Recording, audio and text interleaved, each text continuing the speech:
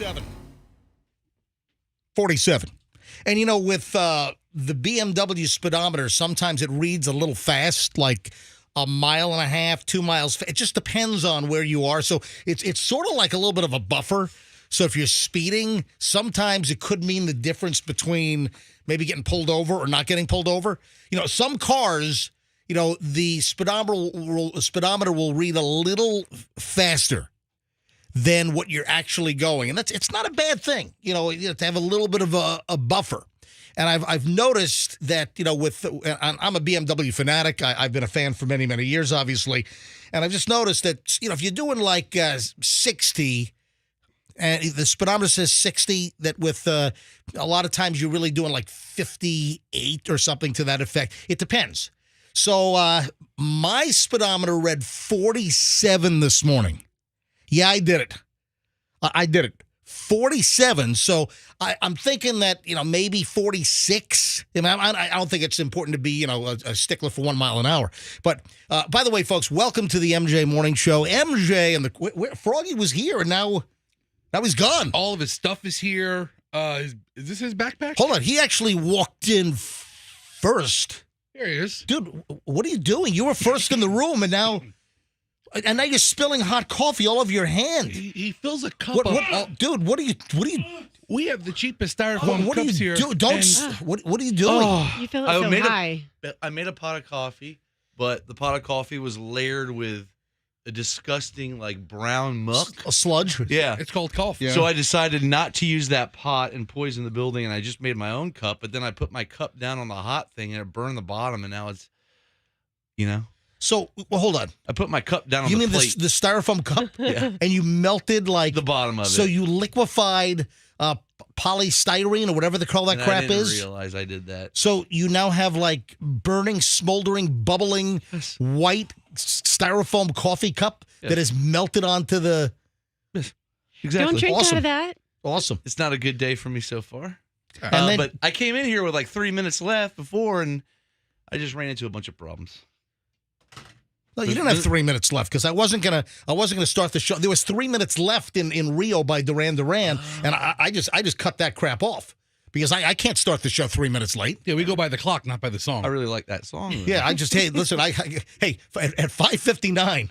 Wherever the hell the song is, I don't care if 99 Red Balloons by Nana just started. I don't care if it's you and I in a little toy show with a bag of balloons with the from the Kent Rouge and Green, your car accident scene studio, WRBQ. I mean, I'm just listen. Stand by. It's the MJ Bro. I try to keep an eye on things. I'm setting up. I'm kind of laying out my papers, so I'm kind of sort of monitoring the time. Like today, actually, I let Duran Duran play for 15 or 17 seconds longer than I wanted to let it play. Because I was actually just grabbing my stack of pens because I like to have a Sharpie, I like to have a highlighter, and I like to have a regular ballpoint, and then my little yellow Post-it notes here to make little reminders during the show. So I was just setting up my little office supply section right here on our console. Your toolkit. And then I looked at the time. I'm like, son of a... I actually let it get to be 10 seconds too late, 17 seconds too... whatever the hell it was. I will say that you do sound more like yourself than you have in a few days. Yeah, I think I turned a corner. Yeah, you did. You did. So yesterday, right after the show, I went to the bathroom, and it just seemed to change. So I do feel a lot better. This studio's hot though.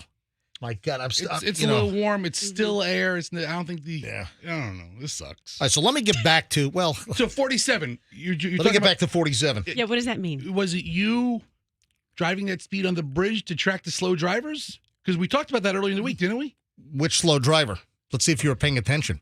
It is time for an MJ Morning Show quiz. What exactly am I referring to? I remember you were talking about somebody driving in as you're coming into the radio station over the Howard Franklin Bridge, and they were in the extreme right lane driving what you thought was 45, 46, 47 miles an hour. Yeah. I don't remember what kind of vehicle it was, but I remember it's the old yellow Jeep. That's right, a Jeep, yes. So I tend to see this old yellow Jeep. It seems to be averaging 2 to 3 times a week now. So we're sort of on the same pattern. The old yellow Jeep is on the Howard Franklin Bridge going 47 miles an hour. That's dangerous. Now, I slowed down. I wanted to pace him. I wanted to actually know how fast he was going. And I was at a spot where I was getting on at Kennedy. So I was entering at Kennedy Boulevard, right at the base of the Howard Franklin. So I was in that sort of right lane, and there wasn't a lot of stuff merging from the airport area. So it was a good time. So I was in the right. He was actually not in the far right lane today. He was actually in the second lane from the right. And I was right next to him, so I had an opportunity to slow my vehicle down from a normal merge of like 70, 73 miles an hour, to merge. And I was at a spot where there was no cars around me, so I could do it. If it was unsafe, I wouldn't have done it. And I slowed my car down and sat right next to him. And I just watched my speedometer go 49, 48, 47 until I just was sitting right next to him. 47 miles an hour. There's this old yellow Jeep that seems to be on the bridge in the 5 o'clock hour. And I just think it's dangerous. It's almost like the Jeep can't go faster. And I just think it's dangerous because sometimes going too slow when cars are driving 65, 75, 80 miles an hour, that's the traffic flow. I know that the Howard Franklin Bridge used to be 65 miles an hour. Then it's been back down to 60 because of the construction. But let's be honest, no one's driving 60. Well, except this guy's driving 47. Sure. And it's dangerous. And there are many cases where driving too slow is dangerous. And I just think this guy, I'm sure he's a very nice guy. He's got this old yellow Jeep. It's like a really small yellow old Jeep. And he's doing 47 miles an hour. And he's in the second lane from the right. I think it's an impedance, to be quite honest. You and him this morning at those low speeds at 47 miles per hour, that's low enough that it was probably safe for you to roll your window down and try to flag him down and ask him why he drives so slow. No, I wasn't going to do that. That would be dangerous. Well, you can do that tomorrow. Don't you think it's intimidating to another driver for your vehicle to pull up? He knows he's driving slow. I didn't pull up. I'm in a whole separate lane. Right, but you're right next to him. And I just feathered my accelerator off, and I just slowed down to see how fast he was going. Do it again tomorrow and hold up a sign and say, why 47? I'm not holding up a sign. I just why wanted to 47? I just wanted to know why. I just wanted to know how fast he was going. And then, I was leaving the back of my neighborhood, and man, I'll tell you what. I'm thinking some neighbor had a drunk driving crash that could have ended in disaster. Yeah, there's a whole rigmarole in my neighborhood that I just saw. Yeah. What, was a car flipped over? Is that a rigmarole? I actually... take out 10 mailboxes? Well, hang on. I'll fill you in on the rigmarole next. Stand by. Rigmarole is a very, very vague word. Back in a second. 6:09 MJ Morning Show, Q105.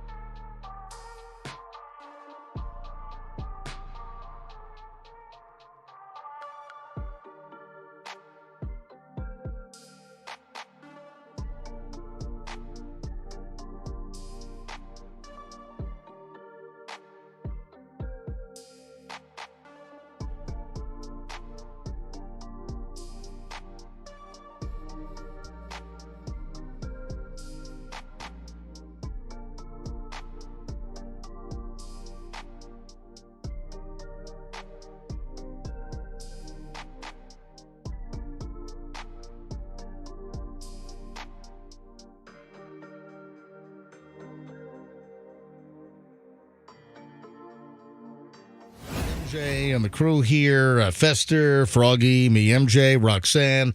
So Roxanne sent a text, I guess, while I was driving in. I didn't see it. And then Roxanne said, hey, did you get my text? And I'm like, no. And then when she said, did you get my text? And I said, no. I then checked my phone, and there was a text there. Yeah.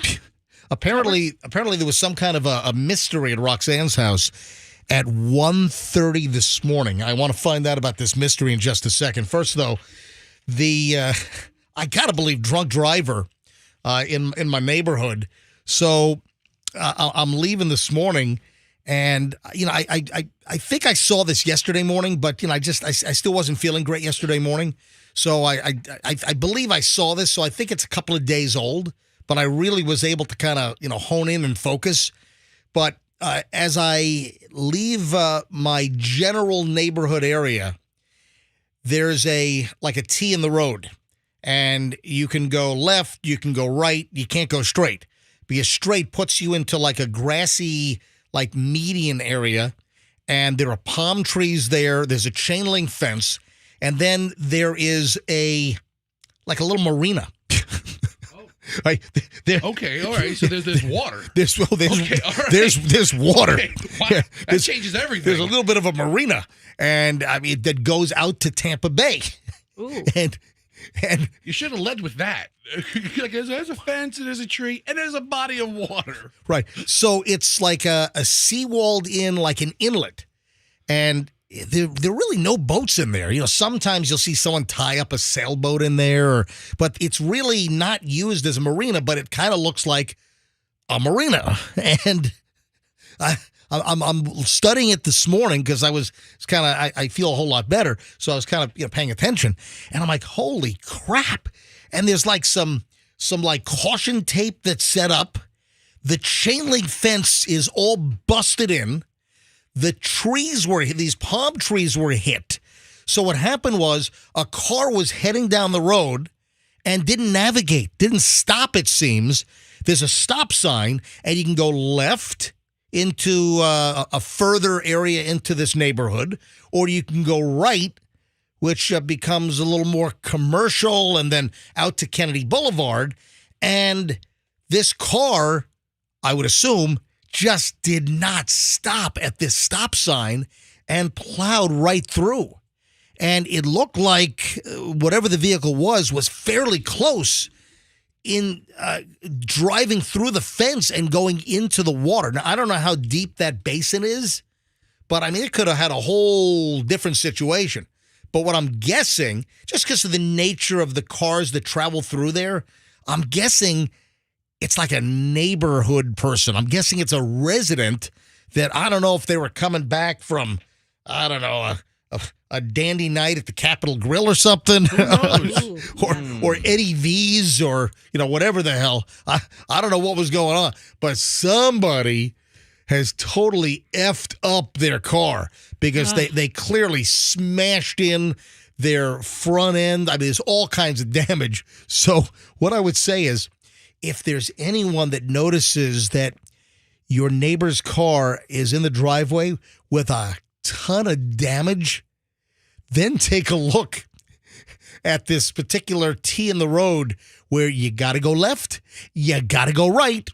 You can actually put your car in reverse if you want, but you can't go straight. Nope, not an option. And literally, if they went any faster, they might have punctured through the trees. They went through the trees because the chain link fence is all bashed in. And it seems that it was only a couple of threads that might have been keeping the vehicle from driving over the concrete seawall into the water. And again, it's like a little inlet off of Tampa Bay. And that could have been deadly. You got somebody that's all hammered. There's no other explanation. Well, listen, I'm sure there are. I guess it could have been a seizure or something. Yeah, maybe a medical episode. Yeah, that's the word I was looking for. Yes. It could have been a medical episode of sorts. But listen, my money is on drunk-ass driver. That's a dad. You've heard of mad mothers against drunk driver? Dad is drunk-ass driver. That's where my money is, that somebody was just liquored up and was just flying through. They didn't stop at that stop sign. Now, they went right through the stop sign and then plowed nearly into the drink, which, Listen, that could have been like, Teddy Kennedy and Chappaquiddick or something. I mean, that could have been a whole different, ending to that. God, what if the guy was running for senator? Oh, the irony. MJ, what if it was somebody not in the neighborhood? Because, neighborhood people seem to know the terrain. They know where you have to make hard stops. Not if you're drunk off your ass. Especially if you don't live there.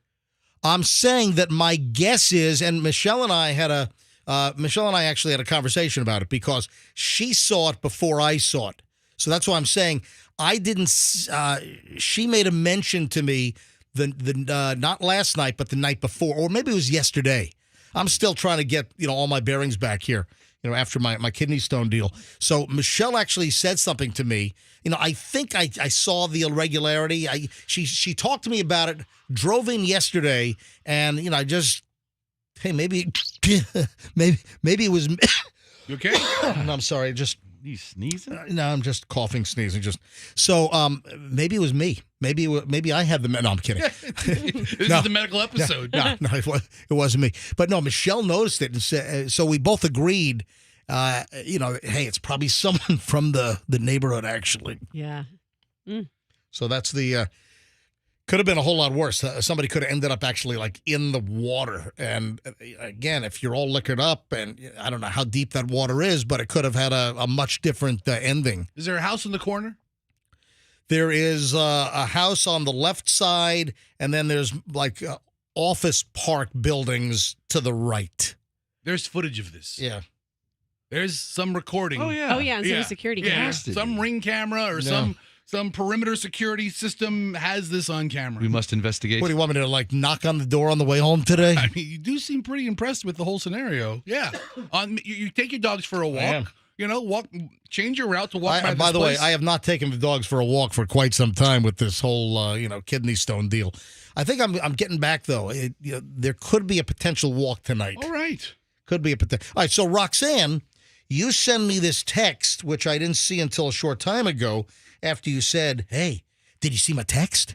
But apparently there was some kind of a mystery at your house at 1:30 this morning. Please tell me what happened this morning. Okay, so none of you gentlemen will be able to help me with this, but maybe some of our listeners have information.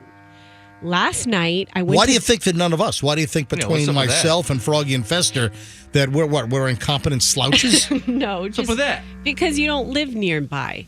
You don't live in the West Chase area. Okay. So last night, I was sleeping. I had just gone to sleep, or so I thought. Yeah. Around 10:30, so I thought. And I thought to myself, these mosquito helicopters that spray for mosquitoes are so annoying. They're so loud. Could they turn the volume down?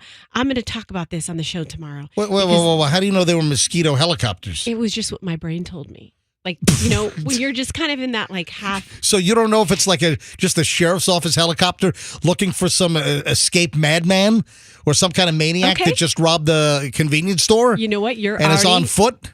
You're already hot on the trail because then I woke up. So that was my big thing. I was like, I can't wait to tell the guys Are there about this. even mosquito helicopters? Yeah, they fly over my neighborhood. Do they? Yeah, over the mangroves. I've never seen mosquito helicopters in my neighborhood. They're green. That's what I assumed they were. And I was like, is it mosquito season? Is it time to do that? I just told myself, I was like half awake, half asleep. And I was like, I can't wait to complain about this tomorrow and ask why they have to do this when people are trying to go to bed. But and you why don't they have know the if volume it's up so loud. But you don't know if it's hold on. Why they have the helicopter engine? You want them to reduce the noise, turn the volume down on the helicopter rotor? I'm telling you, That's what you want? I'm telling you. This is a mystery. It is. It's a big mystery. The 1:30 in the morning mystery. Yes. I'm telling you what my weird half awake, half asleep thoughts were thinking.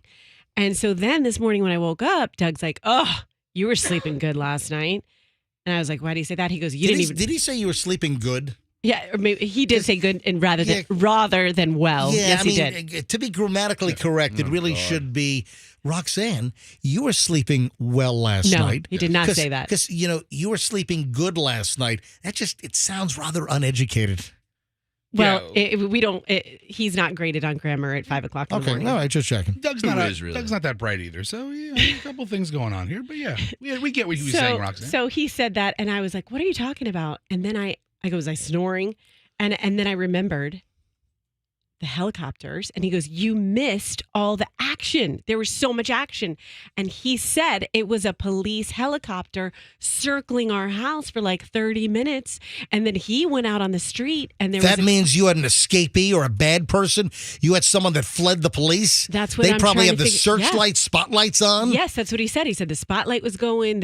It was a long time because The I person could have been inside your pool enclosure in the backyard. right. Or the feds are investigating you like Henry Hill. You want to see Karen, helicopters, these helicopters. Karen? Karen, these helicopters are following me. Karen, these helicopters. What are you talking about? They've been following me all day long. I mean, are you guys being investigated? I'm just The asking. feds have been think investigating a lot of people in all town these- lately. All these Bahamas. Yeah, I got to trips, be what's that honest. about? Lots of trips to the Bahamas, and I really don't know what Doug does. I don't. He came home with a new racket yesterday. I have to tell you guys about later. Hold on, he's not Doug's got a tennis? new racket. I can't talk about it right now, but I'll tell you as it develops. It's probably not And- the best way to describe it.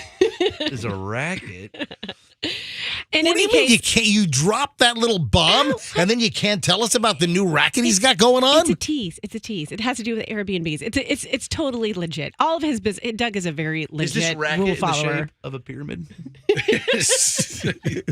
You can be on my team, and you Does can it include the letters AMWAY? Yeah. And a lot of home products. Yes. No. So, anyways, if anyone has any information on what perp was on the loose in the West Chase area, we had a police car drive down our street as well at 1:30. So something They were was chasing happening. somebody. Yes. Clearly, somebody was either caught prowling and the police were called out, or there was an escapee. Somebody was in police custody and ran, or the police were tracking somebody. They called up the choppers. So, clearly there was some police activity. I've got to look on those neighborhood pages, those like next door pages. I'm going to investigate there. But if anyone knows anything, call us. We could call the sheriff's office. And here you think it's mosquito helicopters, and you want to call up someone, ask them to turn down the volume on the, you know what? The volume seemed to be at 10. Could you turn the helicopter mosquito volume down to like a 6.5 maybe? Could you please? Yeah, that was what my sleep brain was telling me last night. No, forget the mosquito helicopters. She needs to call the sheriff and tell him to just tune down the volume on his helicopters. Well, they're not going to sneak up on anybody that way. You can't turn down the volume on a helicopter. The engine is the engine. Now, granted, you've got aircraft that make more noise than others, as far as, decibels, but you can't complain about turning down the volume of a helicopter. Well, that's interesting. You ought to find out exactly what was going on. But clearly, the Hillsborough County Sheriff's Office was looking for somebody Oh, yeah. in your exact intersection, your street area For sure. last night. Did Doug say there were spotlights that they could see outside? Yeah. Yeah. The chopper had them. Right. Yeah. Or they'll use the FLIR system. They've got the night vision, which is really good stuff as well. All right, 6:33 at the MJ Morning Show. Hey, what do you say we do an early pile of morons in the news next here on the MJ Morning Show on Q105? So we'll dive.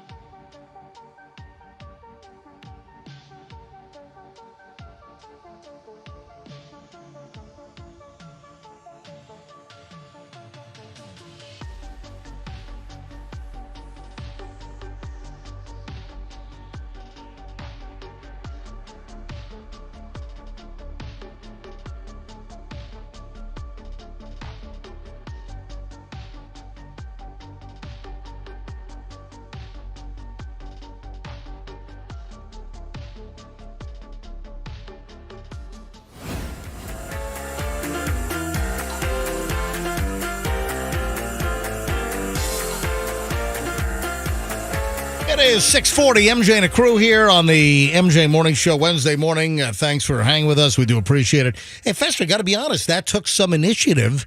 And, that was a good self-starter move this morning. And I'd like to, recognize that for a moment here. Thanks. Actually, Last day of May, I'm going to make Employee of the Month. No, yeah, Roxanne, I was concerned for her, thinking in her neighborhood there may have been somebody on the run, So I called Hillsborough County Sheriff's Office in Roxanne's district, which is D3, District 3. And they didn't have the whole aviation log as to when the helicopter is up and out, but there was nothing significant on their arrests overnight. So maybe it was nothing. I don't know. Or does that mean they didn't catch who they Or were looking still, for? there's nothing They're still significant. large. still on the loose. Guy could have found you in your driveway on the way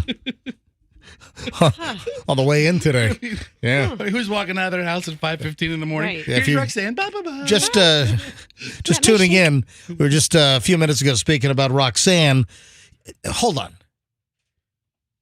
Is there a chance you just dreamt the whole thing? Is there a chance that there really was no loud chopper over your house at 1:30 in the morning? That would mean that two people dreamt it. I mean, Doug confirmed it. Yeah. Doug's the one that told her. She thought it was mosquito Okay, control. all right. Yes. All right, that's right. All right. Dude, I got to tell you about the dream I had about MJ last night. Oh. If you ever have time, it was trippy. You did not have a dream I about swear me. to God, I did. I can tell you it right now. You had a dream about me last night. Yes. You're not making this up? I promise you I'm not. Just sounds like one of your little wacky stories that you're just feeding off of, Roxanne's thing. I actually was meaning to tell you about this, and it's funny you're talking about her dreams because my dream was whack. All right, well, hang on. I'm going to mark you down for the next segment. Maybe we can get our dream interpreter. What's her name? Violet? Thundra. Thundra. Yeah, Thundra. There has to be some meaning because it was violent. Wait a second, And it was disturbing. Wait a minute, you had a violent, disturbing dream about really me? violent and really disturbing. Dude, you're making this up or this is real? It wasn't a real occurrence. I really had a dream about it. I mean, if he's making it up, he should deliver a punchline by now. No. But if it's a real story, I want to hear it. No, it's a crazy dream that I can't put together what it meant. All right, hang on. I will carve out some time in the next segment. I don't think we have time here because I got to get into some these moron stories. So hang on. Let me ask you a question. And listen, I'm a very sympathetic individual. I'm a patient individual. If somebody has some challenges from a psychological standpoint, if somebody is autistic, for instance, listen, I know plenty of people with autistic children, and I'm just a patient individual. Over the years, I've dealt with, autistic people, on various levels, from friends, coworkers, etc. And I think it's nice to do. I mean, just to be, welcoming, inviting. But I just have a question. I don't want people to take this the wrong way, but I saw a story about a Boston area flight school that they were able to avoid a disaster because the flight school took an autistic person and their guest up on like an introductory flight, like a flight school, and the autistic person grabbed the controls, and the plane almost crashed. No. Yeah, I mean, this is a crazy story. A small plane managed to avoid disaster after an autistic man grabbed the aircraft's controls mid-air. The pilot of a single-engine Cessna Skyhawk touched down at Norwood Memorial Airport, just 12 miles outside of Boston, after a 60-year-old autistic man grabbed the control yoke of the airplane in the middle of the flight and attempted to move it all around. No. The man, who has a developmental disorder, had been aboard the plane with his sister for a promotional ride from a flight school. All right, now, in no way whatsoever am I calling the autistic guy a moron. I'm wondering about the sister. I mean, is that the right thing? I mean, the sister might know the propensity for the brother to do something or any proclivities that might exist. So I'm wondering if this was the best thing for the sister to bring the autistic brother up into the aircraft, and if there's been any behavior in the past that might suggest that her brother might freak out and grab the controls of the airplane. I don't know how. And start jamming the controls all over the place. All right. I don't know how she could have predicted this. Yeah. This adult has, this person with autism has not been in this small plane before. It was a completely new experience for this person. That's a tough one, man.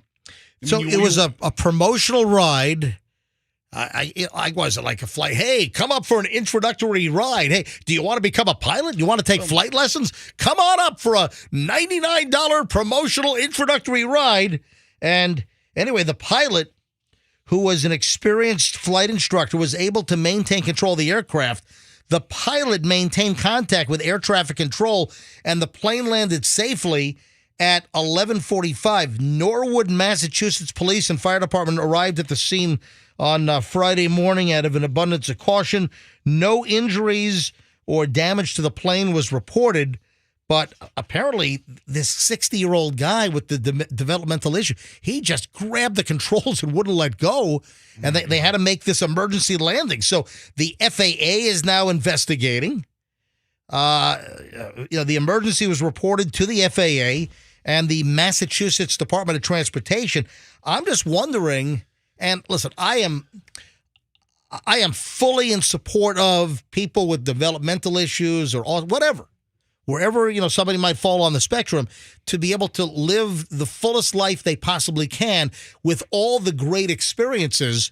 But I'm wondering if there was any indication. This is what we don't know, if there have been any lunges in the past, or I don't know if this woman's been driving her car and her 60-year-old brother lunges for the steering wheel. I mean, that might be an indication, right? He wonders why he's always in the back seat. What you're asking is, how could this have been avoided? Which everybody has to ask that. Yeah, of course. I mean, because this could have been dangerous. I mean, the plane could have crashed into somebody's house. Could have crashed into a car on the road. I mean, this could have had a whole different ending. When you've got a 60-year-old dude that has developmental problems and grabs the controls. Can you imagine? You're just going up for a promotional sightseeing flight or whatever the heck the deal is. Did they buy it on Groupon? Well, or something, let me tell you what I don't understand, though. Was the sister considering flight school? Because when you hear about this is like a flight school. You have a flight instructor who was the pilot. The sister, who apparently is not developmentally challenged, brings the 60-year-old developmentally challenged brother on the air. So what was the plan here? Was this like an introduction? Hey, see if you want to take flight lessons, come on up for an introductory flight? Or was this just, hey, You've got no interest in getting your pilot's license. Just come on up for a ride for $129.99 or whatever the hell the deal It is. sounds like a new experience she's trying to provide to enrich her brother's life. You sure don't they sometimes go, hey, you want to try to steer for a little bit? Maybe, thinking he's just going to calmly steer. Maybe he just freaked out. And Listen, the story says the story says that the guy just grabbed the controls mid-flight. That's frightening. Can you imagine? No. Takes a lot of nerve for a flight instructor. How about you just take the yoke for a while? I mean, I'm guessing this. See, there are more details to the story I'd like to know. Yes. Did the sister say to the flight instructor, "Hey, just want you to know my brother is developmentally challenged. He's autistic." I mean, was there any indication? Or just mid-flight, the guy grabs the plane goes into a dive. This guy grabs the controls. They certainly got their money's worth. Quite the memorable experience. Yes, free emergency landing included on your introduction to flight. Now, how about that? Man, that's pretty nutty there. All right, I've got like 2 or 3 other things I want to get to when we get back in a second. Oh, I got to tell you about, this is bizarre. I got to tell you about penis meatloaf. Oh, I'm starving. those 2 words don't go together ever. The hell they don't. All right, I'm sorry, folks. I got to tell you about penis meatloaf, and we'll get to that next. And then also a good name from a band. Penis meatloaf for Coming up next, we are Penis Meatloaf. Thank you. Or meatloaf penis. I like Penis Meatloaf. Yeah. All right, hang on a minute. PML. All right, this is just bizarre. And then when you hear the story that there was no disciplinary action taken, all right, hold on a minute. I'll fill in the blanks on penis meatloaf. And then also Froggy apparently had some kind of very disturbing dream about me last night. So that and more next on the MJ Morning Show right here on Q105. We are back in minutes. Don't move.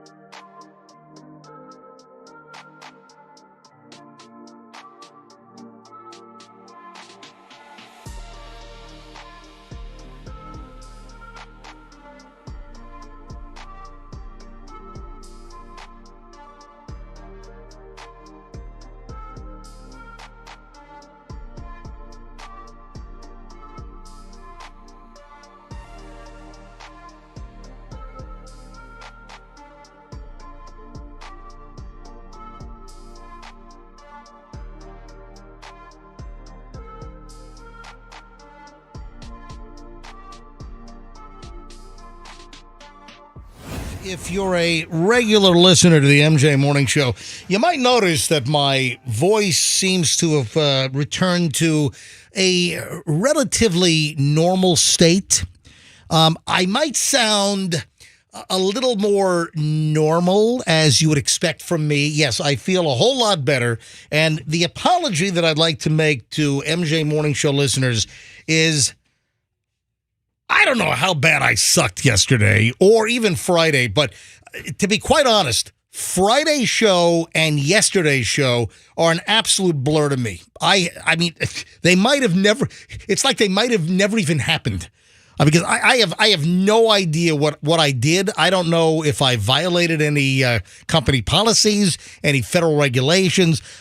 Seriously, I do not have a recollection of really doing Friday's show or yesterday's show, as I was recovering from my kidney stone procedure. So I do apologize because I'm one that typically prides myself in my broadcast acumen and really having command and control over what the hell I do.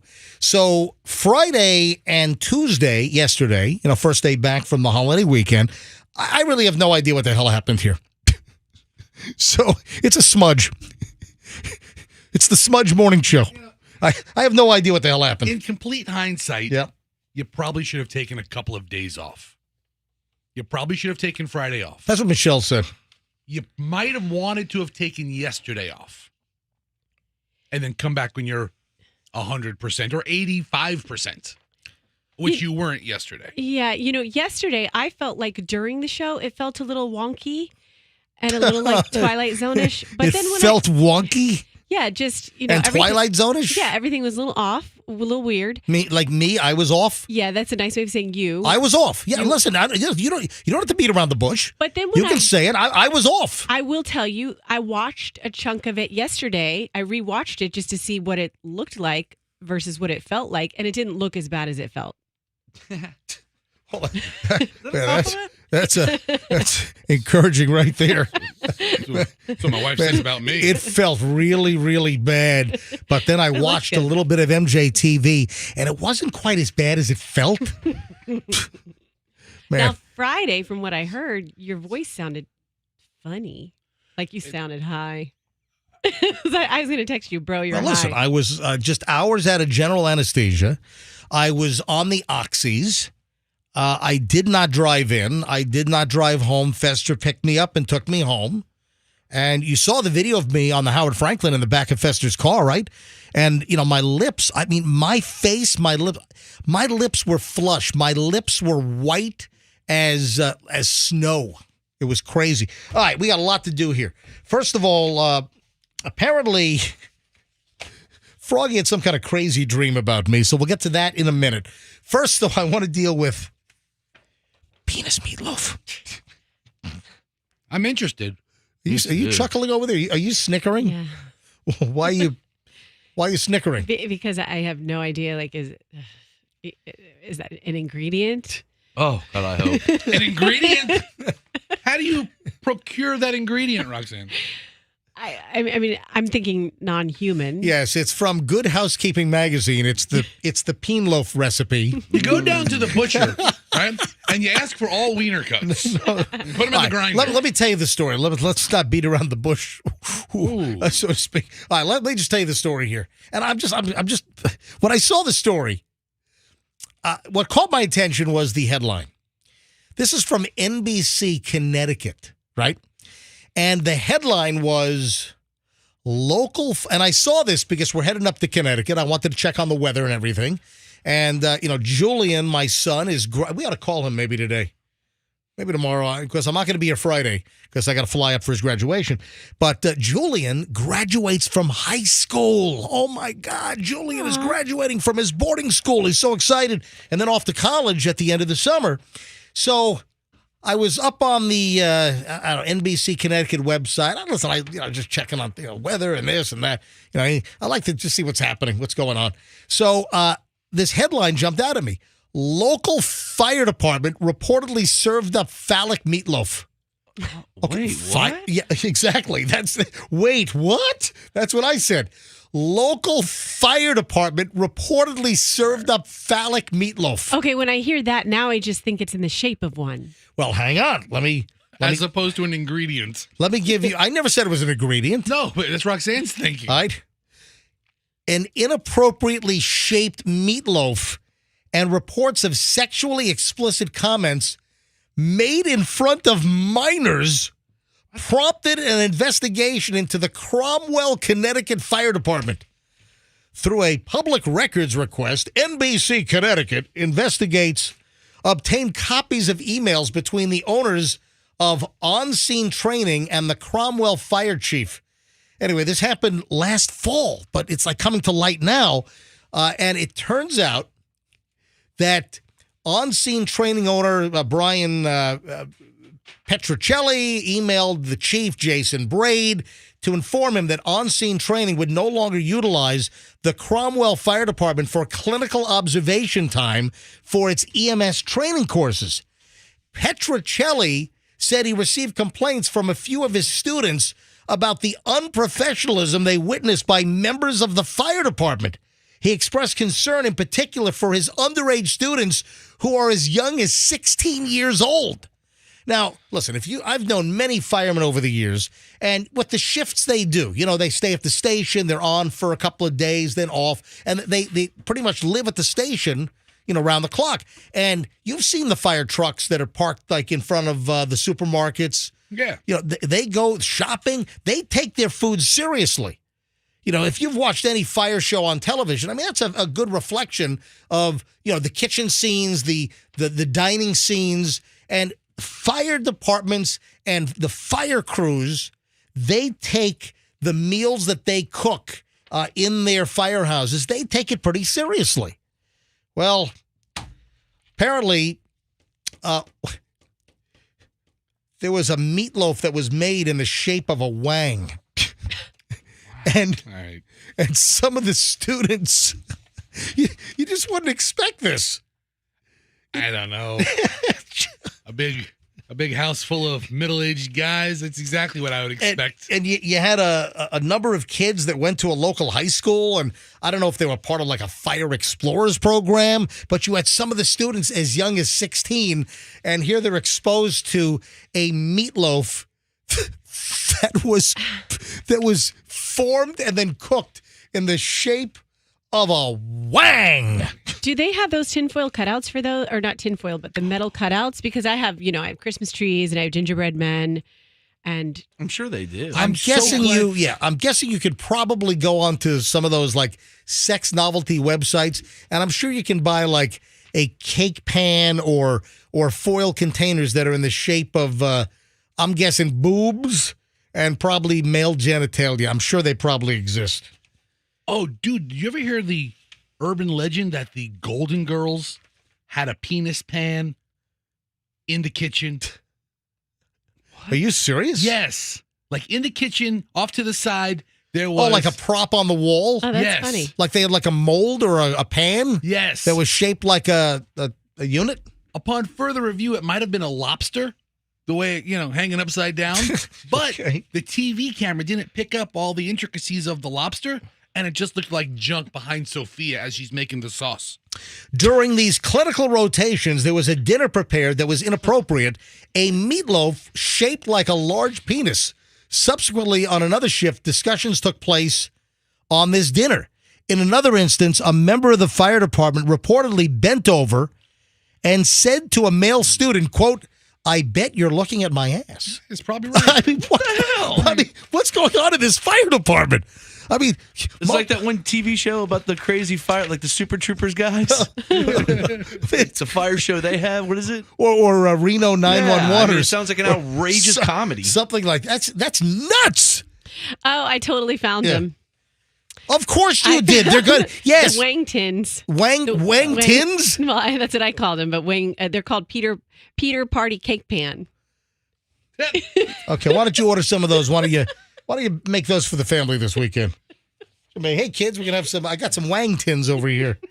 All right, so I just thought it was bizarre. So that's the meatloaf story. And listen, most fire departments, you got like explorers, or you have an educational program, and you're working with a local high school. I mean, who thinks it's a good idea in this day and age to make a meatloaf shaped like a giant male appendage in the kitchen? I don't know. The makers of this product. Yeah. I'm glad I'm not the cook around the MJ Morning Show. We'd be having wiener meatloaf all the time. Oh my God! You Stop didn't make it, anything at Fester. our festival. What was it? The party we had last week. Oh, the summer kickoff barbecue in the Beasley parking lot. The parking lot. Yeah. Hey, Froggy. Yes. Why don't you tell me about this crazy dream you had about me? All right. Now, keep in mind, this is weird. And I admit it. It woke me up. It jolted me up. So we were on the top of a building. And you were on the edge of a building, and your desk was there. You were. But for those that are just tuning in, last segment, Froggy said he had a bizarre dream about me. All right? So we're on top of a large building? Yes, very high up. So we're outside on the roof? Yes, and you were working at a desk. And I go, MJ, this desk is huge. And right when I said that, you looked at me, and in the dream, I go, should I push him off this building?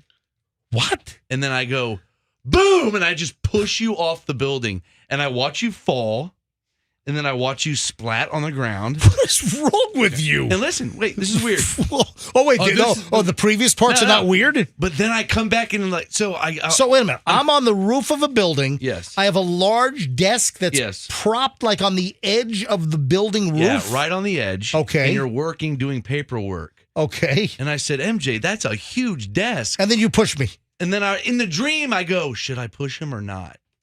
Should I? And then I go, I'm pushing him. And I pushed you, okay? Watched you die. But then I remember being worried. I'm like, oh my God, I killed MJ. What am I going to do? I don't want to go to jail. Dude, this is a horrific story. So wait. Then I wake up, or then I don't wake up. Then the dream goes to us in the studio. And you come in with no arms. You're armless. I swear to God. And you come in and you go on and I go, oh my God, he's alive. How did he turn his mic on? I don't know. That wasn't a part of it. Did he peck the mic button with his nose or something? But then you started asking for donations for arms, for new arms. I swear to God. And then that was really it. That was it? Yeah. So I didn't die. No, after but you lost your arms for some reason. And I don't know why, but after you pushed me off the building and you watched me like splat on the ground like a Roadrunner cartoon, exactly, like with the poof of smoke at the bottom of the canyon. Yeah, I thought you were dead, and then you came back and you're like, "Morning, guys," and you had no arms, but they were bloody, like they were very, very violent dreams. You mean you came to work the next day knowing that he might have been dead? Yeah, and I remember being like, I don't know, should I tell Fester what I did? Am I going to go to jail? That's horrific. Don't tell me. What do you think that means? Anybody? I think that I'm not safe around you. No, that's not true. What does that mean? But I need a dream interpreter. Roxanne, can you try to interpret that dream? Yeah, okay, I'll go to I'll go to the Googles. Or do we have any listeners that would like to interpret that dream? That was 100% real. I swear that was my dream last night. I can't explain it. I did watch a video of a guy get his arm ripped off by an alligator.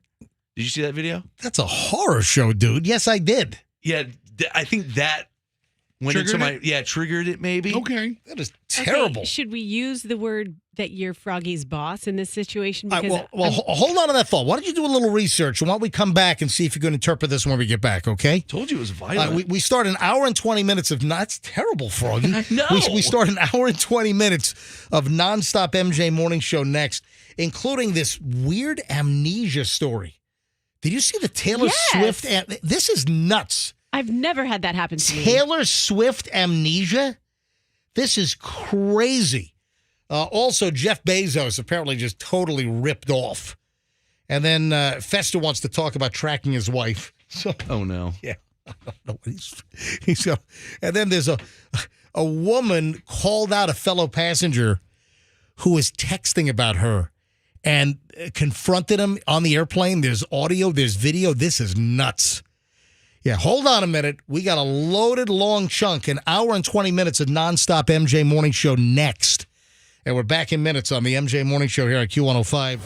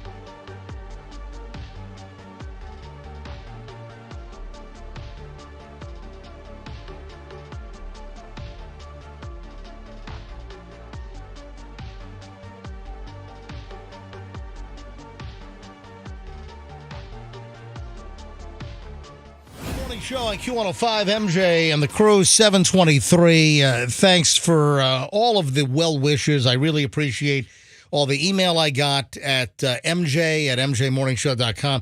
You know, I mention this, occasionally, but you can always email me if you've got any kind of hot tip, you got some gossip, if you got some show content, if you got some insight into something, if you know something that we should know.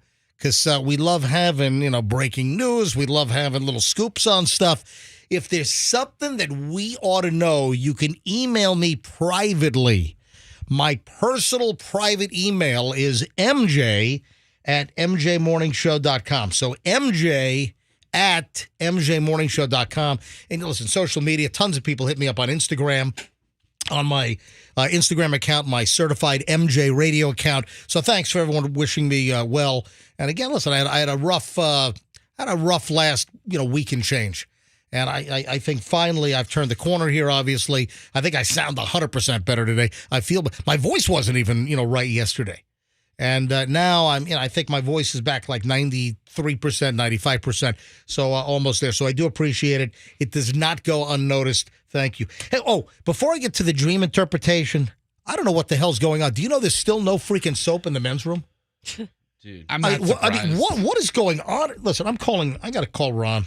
I mean, I don't know what is going. I got to call our general manager. This is and I put a note. Did you see the note I put up in the bathroom? I go downstairs to the nice lawyer bathroom. I don't use the restroom in this building. There's a luxurious restroom downstairs that all the fancy lawyers use. Yeah, and I use that one and destroy it. Yeah, we deserve to use that one too and just blow it up. Yeah, I'm going to call Ron. I'm going to call our general manager. Oh, I mean, no. it's just unacceptable that yesterday you go to the bathroom and there is no soap in either of the two sink dispensers in the men's room. And I put up a sign, and I'm not embarrassed. I'll take full credit for it. I took a black Sharpie and a white piece of copy machine paper, and I wrote unacceptable, no soap in bathroom. You told him. Both dispensers, only sludges coming out.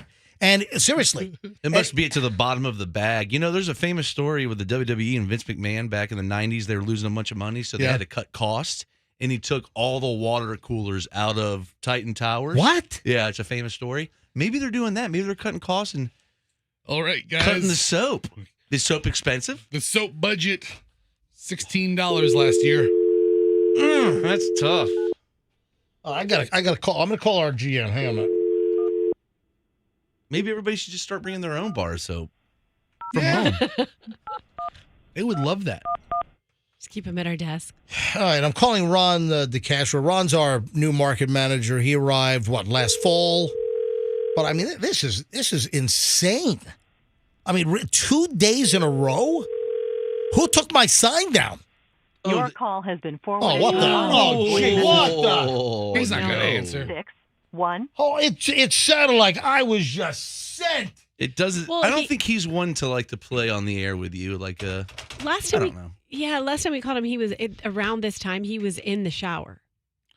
Remember No, he that? you got forwarded to an email or to a voicemail. So he looked at it and went, MJ, whatever. Yeah, that sounded like I was just rejected. Yeah, maybe it was just about to That jump in sounded the like a shower. rejection message right there that, it's ringing, decline, and then right to voicemail. But listen, is that acceptable that 2 days in a row there's no soap in the men's room? That's disgusting. This is especially in the age of Germs and all this. post-COVID stuff. Yeah, COVID is what I'm thinking of. I mean, talk about neurovirus and everything. My God. I mean, what the sanitation is. And then at some point, maybe next week, we've got to talk about the internal story that we can't talk about just yet. We have an internal item that is just so unbelievable. And I'm going to blow the lid off this, but I think it might be corrected later this week or early next week. Folks, I'm telling you right now, keep listening to the MJ Morning Show because I'm going to let you. I love to let the listeners in. The deal is, we want you to feel a part of the show.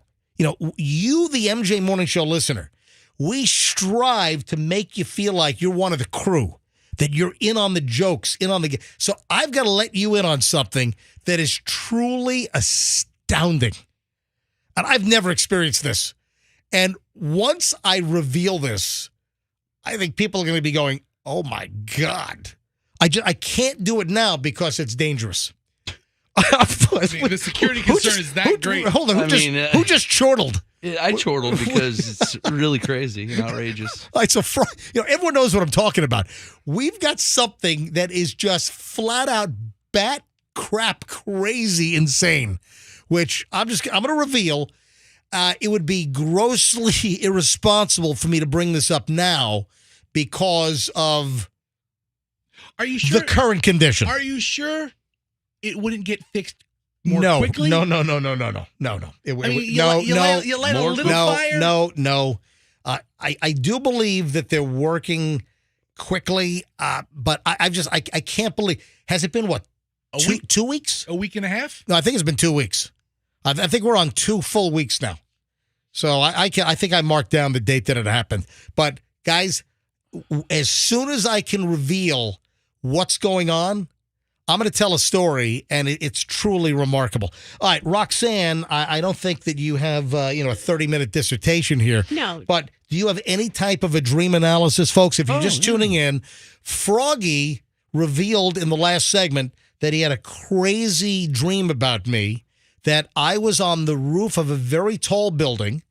I was on the edge of the building on the rooftop with a large desk, and I'm sitting on the edge of the building doing paperwork because that's what a lot of folks do. They sit on the roof of tall buildings with their desk perched on the ledge of a building on the roof, And then Froggy, did you like get a running start and push me over? No, I just sort of nudged you. I was standing behind you looking at your work, and you looked at me, and I waited for you to turn back, and that's when I decided to push you off the building and kill you. So Froggy, in his dream last night, he pushes me off the building, watches me fall onto the ground, but then the dream jumps. Yeah, it was a dream jump. Dream jump, and then we're back in the studio, and I show up.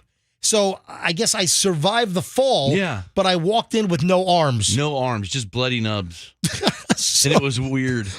Roxanne, do you have any kind of a dream interpretation on what this sick, twisted maniac dreamt? Okay, for the sake of this analysis, we're going to assume or call you Froggy's boss, even though you're not really his boss, but it is the MJ Morning Show, so I kind of listen. I'm the ringleader of this. You're the ringleader. This broadcast Yeah. catastrophe. I don't know about you. I don't work for a radio station. I work for a morning show. Yeah, well, that's true. Morning but show wasn't here. I wouldn't be here. I do remember when. Well, thank you, Festa. That is a show of solidarity. Not me. I will turn on this morning show in 2 seconds. Well, dude, you pushed me off of a building. Seriously, true colors, You Froggy. pushed me off of a rooftop last night. I It's remember weird, right? when you called me to join the show, MJ. You're like, "We're all a team. No one's a boss. We're just one big team." I don't think I said that. Never would he say such a thing. I don't know if I ever said It's the that. craziest thing ever.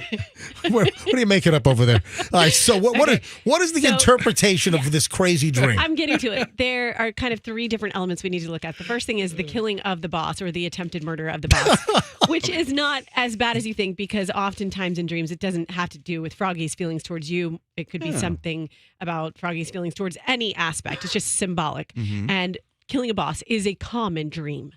And so what it means is you need to gain back control of your life. And dreaming about killing your boss is a warning sent from your subconscious mind telling you that a situation has gone on long enough and that it's time to wake up. And that you're in the midst, this is actually a good thing. You're in the midst of an awakening. You're seeing Oh my things. God, more I'm going to clearly. die? No, Isn't that what an awakening means? No, Froggy's in awakening. the well. When you think of the movie The Awakening, Yeah. wasn't Robin Williams in that? And like people that had that locked in syndrome or something, and then Oh, suddenly yeah. they wake up. And that lady was like, ah, ah, ah! Remember that? What was that, Patch Adams or something? What was that? I don't know. Another Robin Williams movie. Yeah, or what's is that the one where he's I don't know. works at the photo booth? No. Yeah, but what is the... No, he was a pervy, psychotic stalker film developer. Yeah, that was Cy the photo guy. Come You are on. legitimately thinking of Patch Adams. Yeah, it was Awakenings. Yeah, it wasn't Patch Adams. It was the movie Awakenings. Well, that was with De Niro.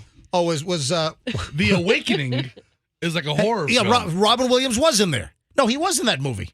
I just remember there was that lady that just goes, ah! Okay, don't do that again. Hey, Andrew, see if you can find the lady screaming in Awakenings.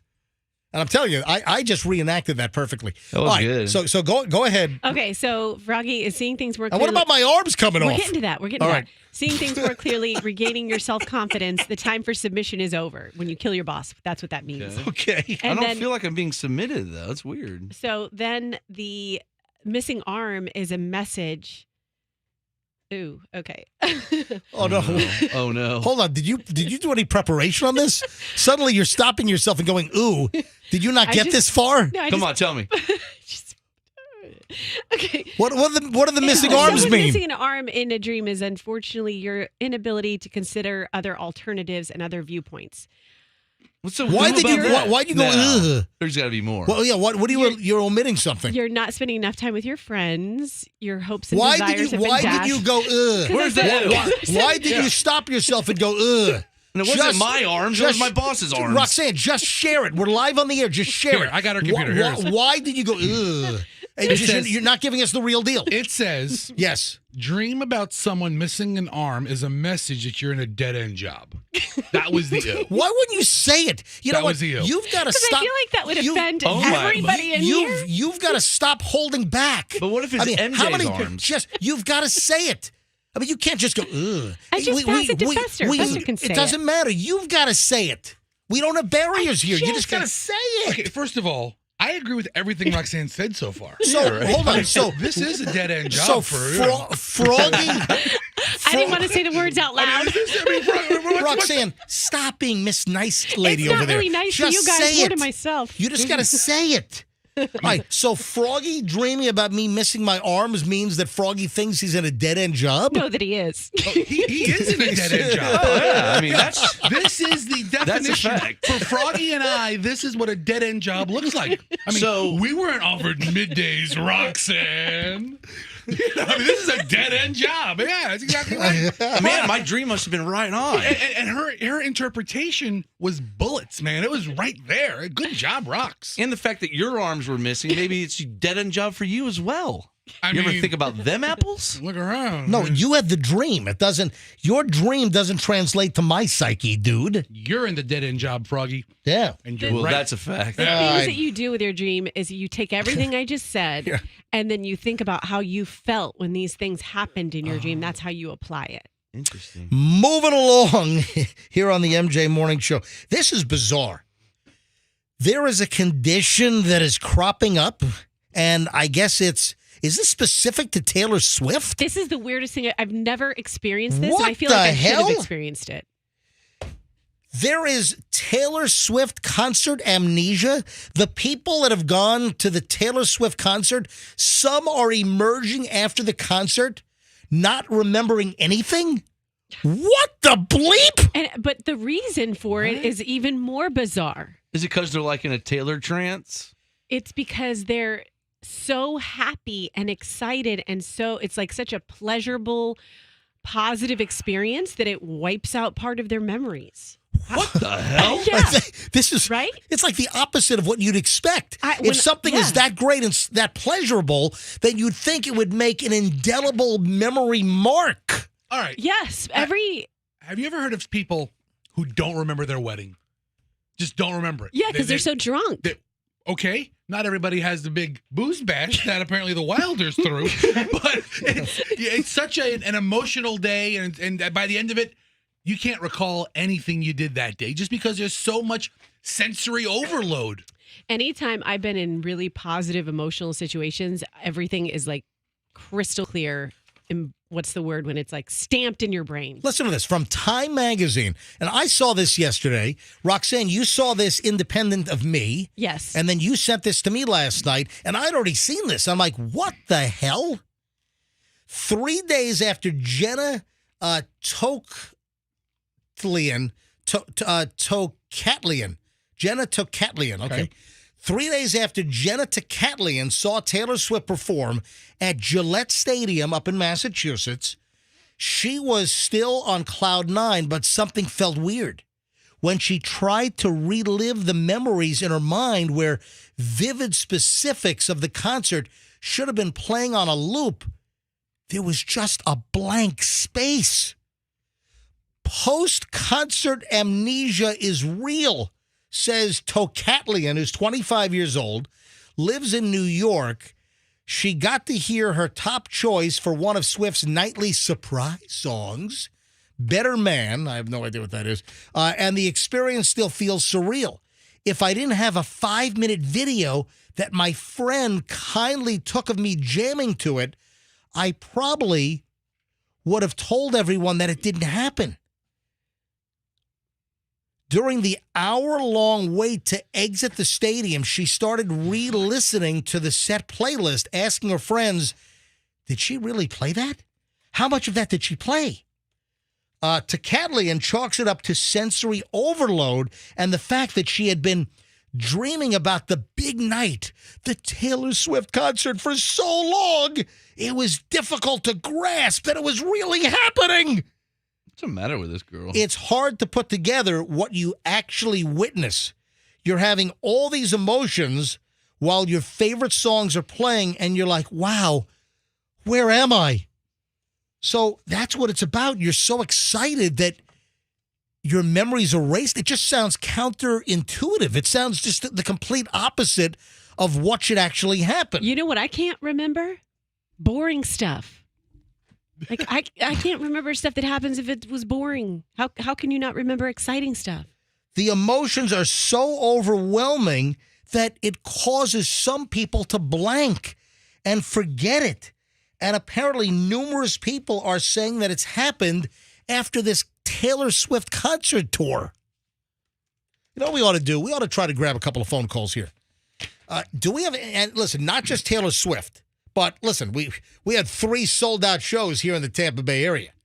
We have the only Florida shows for the entire state were at Ray J. So, like 65,000 people? Yeah, 3 nights in a row. I mean, there were like 200,000 people over the 3 nights. What was it, a Thursday, Friday, Saturday, right?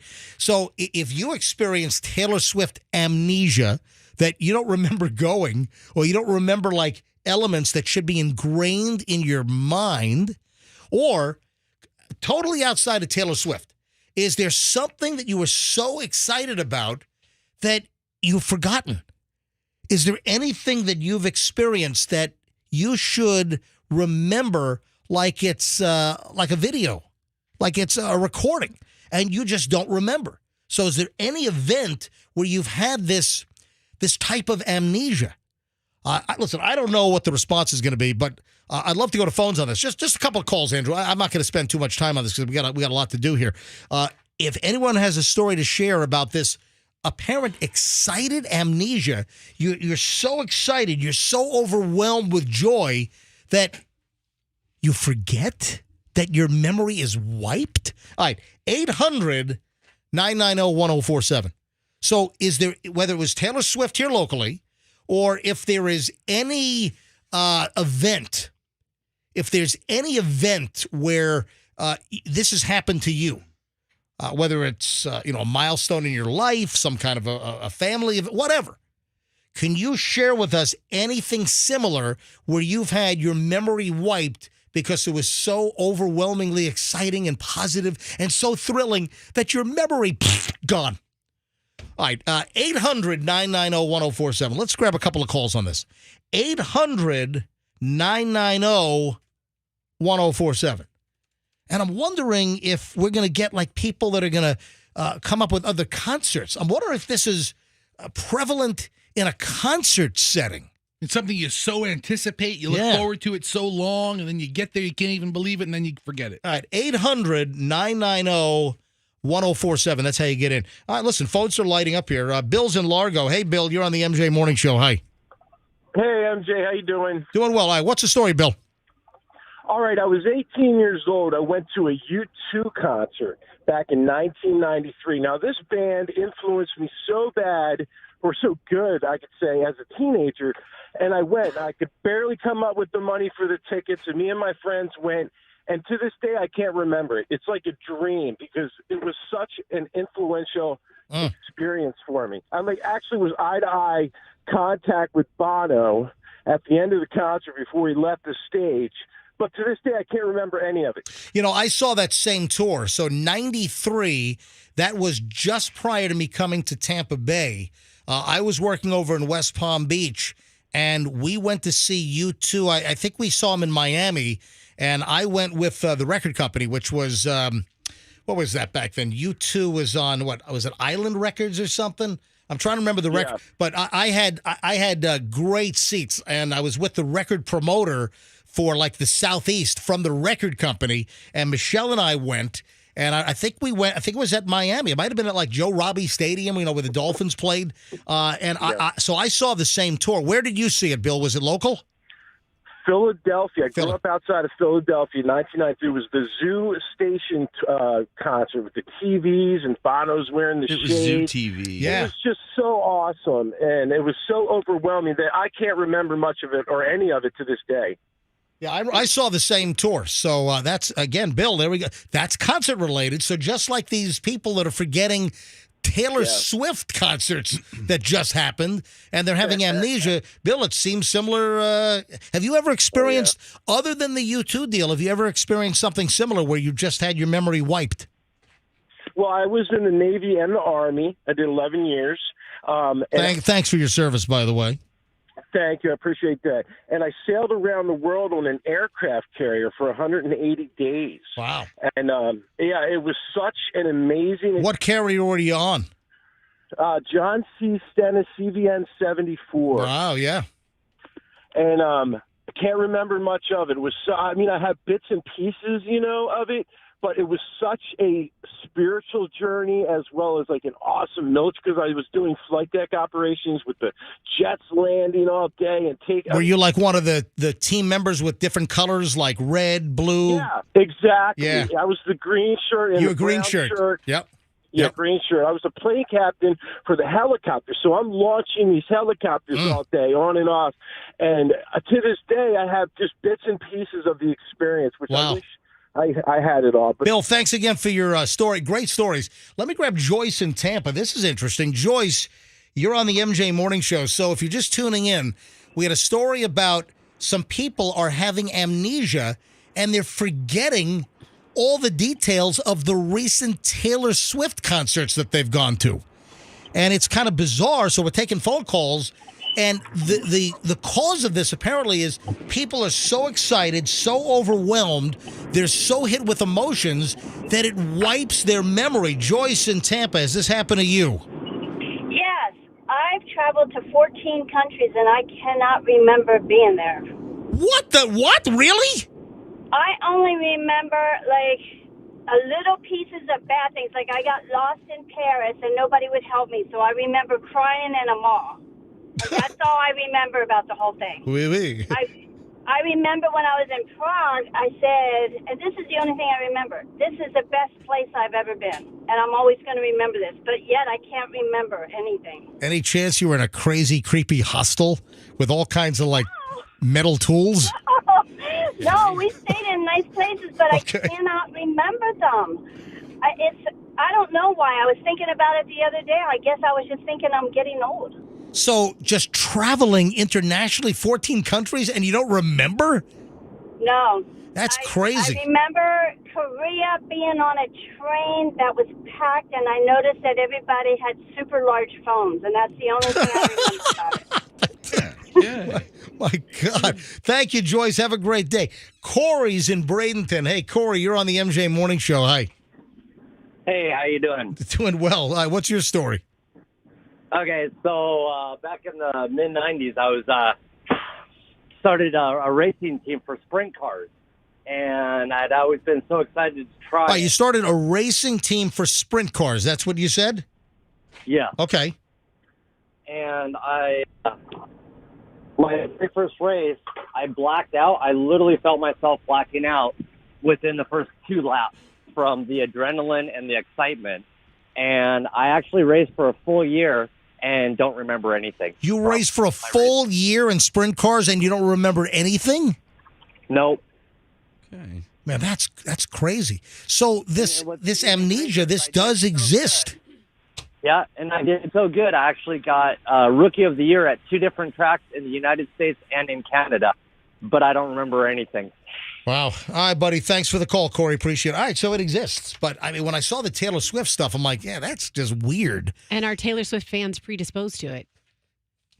In other words, the people who love Taylor. Well, more likely nobody to have called amnesia. about Taylor, though. We had a U2 Right. call. We had a lady that travels to 14 countries and can't remember anything except someone on a train with a large cell phone. So, I mean, all right, Fester. Yes. Is this a topic of conversation in your house about tracking your spouse? No, and yes, and kind of, but not really. Okay. My family, we've been tracking each other forever. Right. And I think I have fallen into that category just by technology. So I don't have like a Fester special app. Fester sends me a link to a story from the Wall Street Journal, and it's, is it okay to track your spouse's location? Well, if they know they're being tracked, if they're part of a family tracking program, then I don't have a problem with that. For instance, all of us, my whole family, we're on Life 360. So I can go to my Life 360. I'm opening up my phone right now, and I can see where Julian is up in Connecticut, at least for the next couple of days Right. before he graduates on Saturday, then flies home with us on Sunday. So I'm looking at Julian right now. Julian is in his dorm room up in Connecticut. I can look and see where I am. Let's see. By the way, I'm Cyclops. Yeah, you are. That's my dude. Who just smashed a microphone? I stood up and so my thing hit the mic. All right, so you're fidgety. What's going on with you? You're like ants in your pants over here. I've put on a little weight, and I think I've exceeded the weight limit of this chair. And Oh, it's it a keeps hydraulic sinking? chair, and it keeps sinking. Yeah, yeah. So that's it. That's like New York City is sinking from all the buildings. Yes. You see that? Oh my God! New York City is sinking 2 millimeters a year. Oh my God! Because of the million buildings and all of the weight. Oh my God! 2 millimeters a year. Well, I have a hydraulic leak on this chair, and I sink every 3 minutes. All right, so I see where I am. I'm at the WRBQ FM Q105 studios here at the Bay Point Center. I did not know that.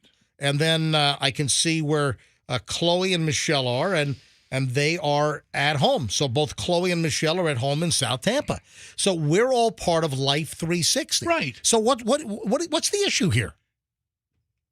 Does your spouse need to know that you're tracking them? So you guys have like an open tracking. That's what I'm saying. relationship. We all know Right. we're all trackable. So we all know where everyone is.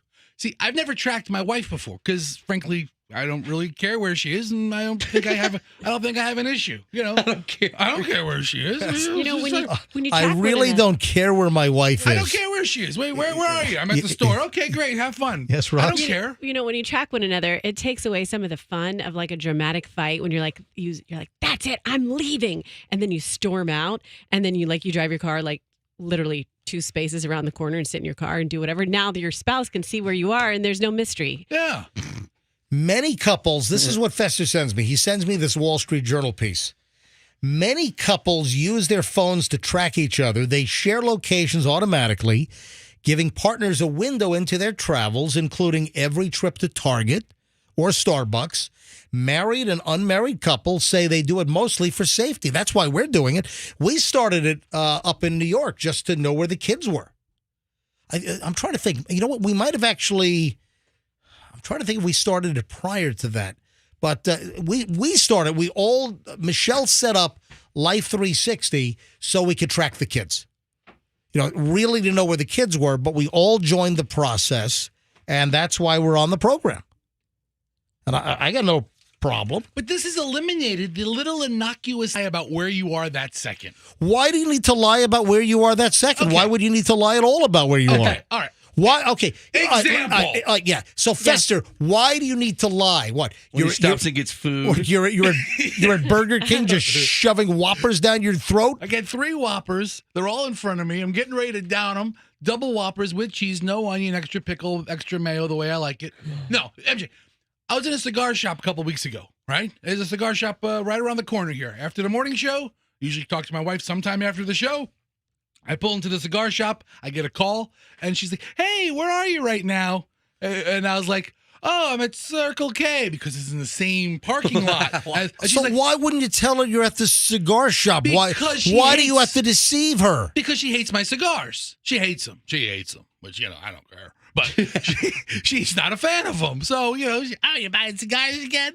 Are you going to smoke them in your car? Yes. God, if I did that voice for Michelle, oh my God. Wow. Hey, smoke them in your car. You drive around, big fat man like yourself, smoking a cigar. You're going to put yourself in an early grave. You better up the life insurance, big fat son of a bitch. But MJ, listen. But I tell her, oh yeah, I'm at Circle. I'm about to walk into Circle K, and she's like, oh.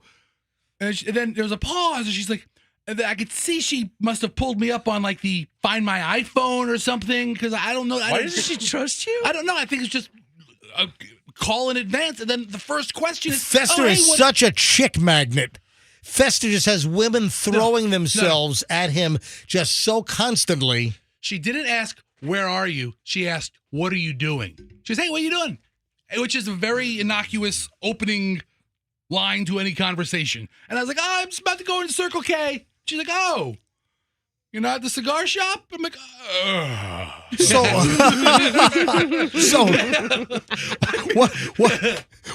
what happened when she called you out and you're actually at the cigar shop?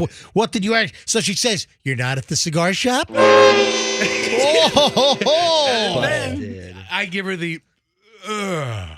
And then I was like, well, I'm going to Circle K next. It's next on my list.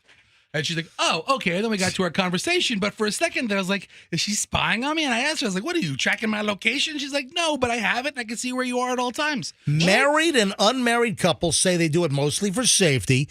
Some do it so they can have dinner ready when their partner gets home from work.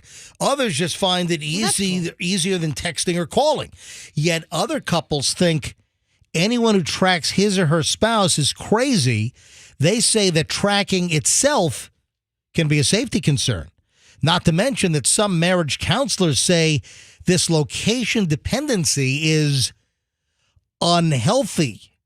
Shouldn't marriage have a little bit of mystery? So that's what you're saying. And Roxanne said that as well. Takes away from the mystery. By the way, that's the marriage mystery sound right there. Did you Marriage ever mystery. go to your app Life 360 just to see when Michelle will be home? Not that you're spying or distrust her, because I don't think I have that with what I have going on. Here's the deal with Michelle. I'll say, hey, where are you? Where are you going?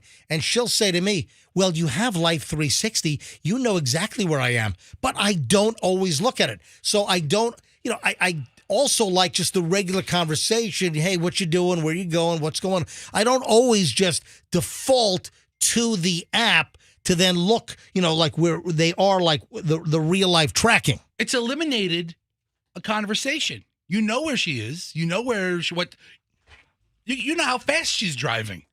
Yeah, well, it does. Yeah, I know. It will show, because sometimes, I'll send her a message, hey, slow down.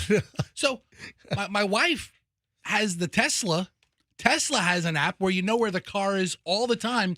And this might not be a novelty to some people. I want to know where Elon Musk is all the time. It's new technology for me. How fast she's going, and it tells you what radio station she's listening to. Are you serious? Yes. The I mean, So she's not listening to the MJ Morning Show? well- we got a problem. It's a little evasive. I can see her during the morning driving the kids to school, and I can see, they're listening to us. Oh, great. All right. Well, I feel like it's whatever you're comfortable with in your family. When my kids are old enough, when they have cell phones, they're going to get tracked. But I'm probably not ever going to track Doug or myself. I'm not going to track myself. Does Doug track you? He tracks me when I'm at home. Like, he'll be out of town and he'll watch the video cameras and Doug surveil probably me. has an AirTag affixed to her bumper. I bet. He sounds like that guy. No. Probably what's going on. Andrew, did you were trying to raise your hand, I think. Yeah, I was going to say that whole conversation about where are you can lead to, well, while you're there, can you? Yeah, you pick Stop something up. and pick something up. Yeah. Yeah, well, It's utility. listen, if it can be more efficient use of time, so you don't have to run out and get something. If someone in the family is close to somewhere to stop and get it, then that could be a possibility. And that's what I thought she wanted when I was at the cigar place. I thought she wanted me to pick up some Arturo Fuentes for her, but she didn't. A lovely brand. I know. Roxanne sent me an email last night. Oh, boy. Wait a minute. Why did that just elicit an oh boy? Oh boy. Because I can never remember what I sent you and what kind of mood I was in. You've probably noticed over these past couple of years, you don't, like, it's ups and downs. It's highs and lows, what you get from me. Roxanne sent me an email last night, and it says, hey, MJ, on kind of a different topic. I was on my way home, and I called 2 different restaurants because I wanted to pick up some food because she wanted to sneak eat in her garage. Yeah, she does that. This right? is She talked about that. Roxanne has discussed this on the show numerous times, that Roxanne will stop and get food, and then she'll sneak eat in her car, in her garage, because she doesn't want to go into the house and let the Doug and the kids or whomever see what you're eating. It's not that. It's just like a private. Okay, I did it yesterday. Obviously, we'll get to that in a second. Yeah. But I did it at I texted my sitter when I got home and I said, "Is the baby down yet? Did you put her down for a nap?" No, I haven't. Okay, I said, "Well, I'll just sit in the garage. I'll be in a few minutes." And I just sat in the garage. It was just like a time to eat my food in peace by myself. Because if I go inside, the baby won't take a nap. All right, but there's more to the story. The other element to the story, and it's an interesting sidebar that Roxanne likes to sneak eat. stops and gets food and then just chills in her driver's seat in the garage, just make sure you shut your car off. I know. Just don't close the garage door and then, keep the car running. Shut the car off. Well, you guys will know it wasn't that I killed myself.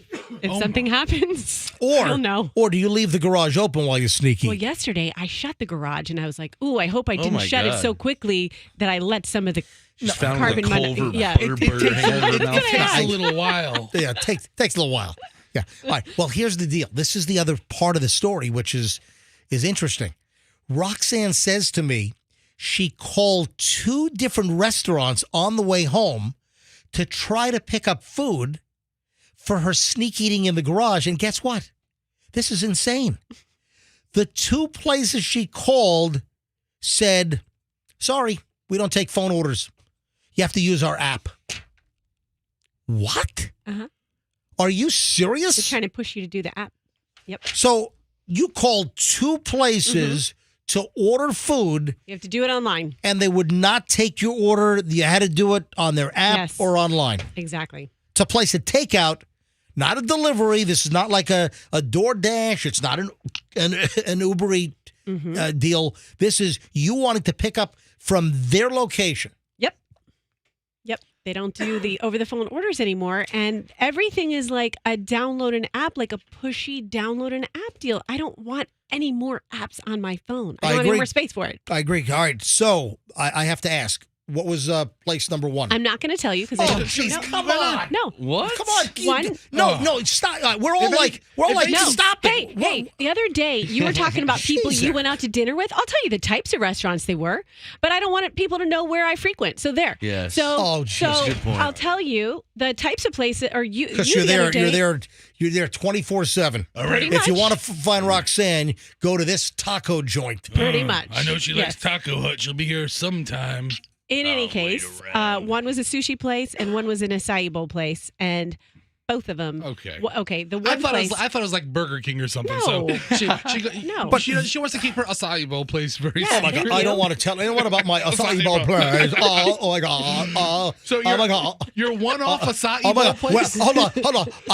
I gotta keep my West Chase acai bowl place a secret. I don't want anyone to know about my West Chase acai. Oh. I'm just saying. Is that how I talk? If there's an acai place on Linebaugh and Montague, that's it. Okay, I'm just saying. Wait, so you call up? Let's deal with the sushi place first. Okay. So you call up the sushi place. Yeah. And you want to get? Yeah. A couple of junked up rolls. I did. I was going to eat those in my garage. A couple of mayonnaise rolls. Oh yeah, just how I like it. All right, so what Just are they? mayonnaise and tempura chips. That's just a big old. That's what I love. And they The best wouldn't part. take your order over the No, phone. they're like you have to do it online now.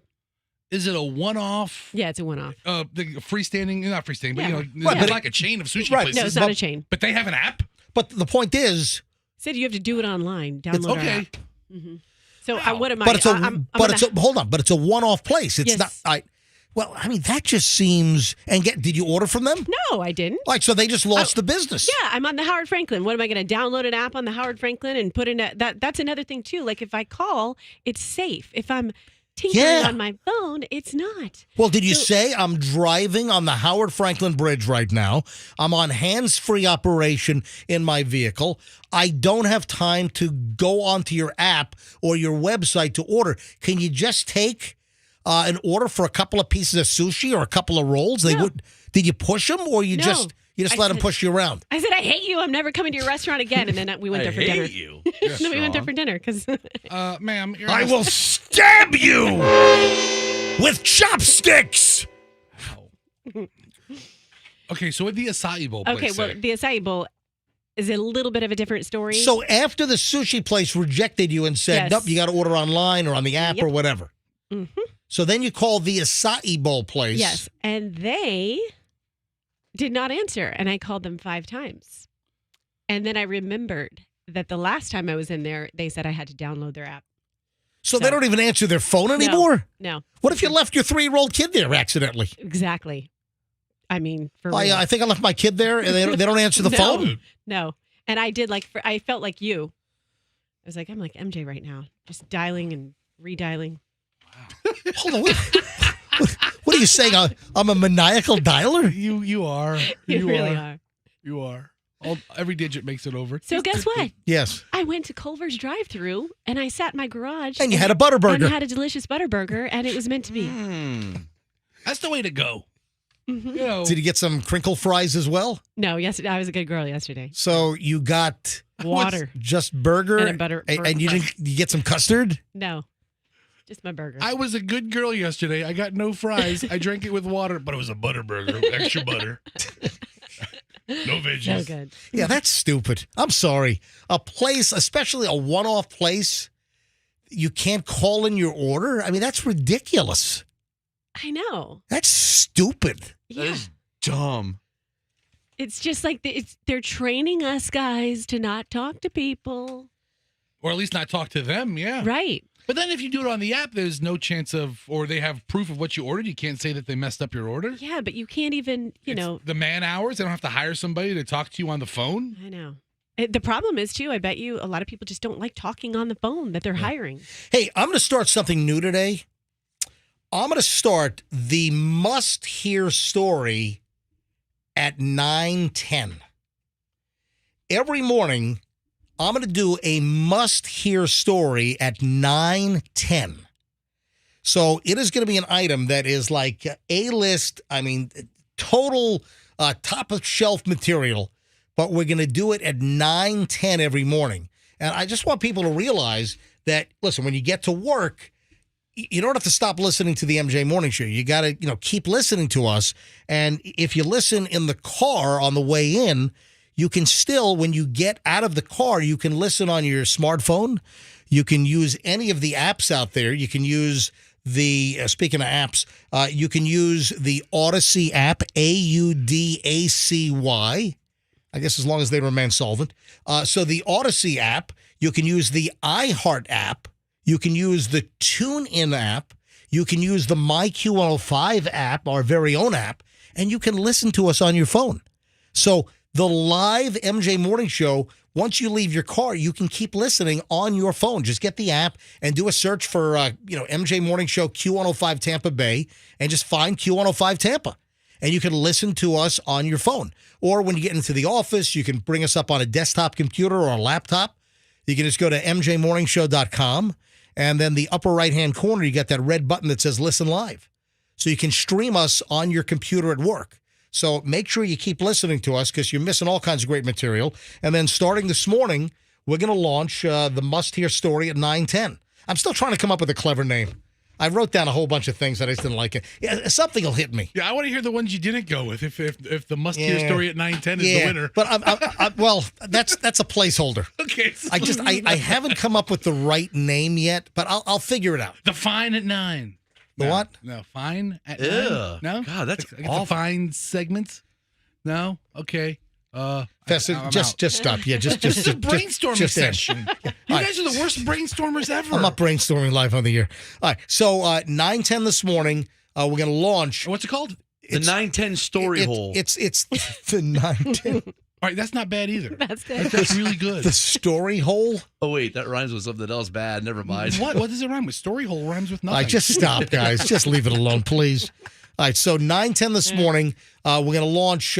Listen, the material in the 9 o'clock hour is all solid stuff, but I'm going to make sure we do like a really solid, like A-list item every morning at 9:10. So that'll start this morning at 9:10 right here on the MJ Morning Show. So make sure you're listening. Also, on the 9 o'clock hour today, we're going to give away Leonard Skinner and ZZ Top tickets.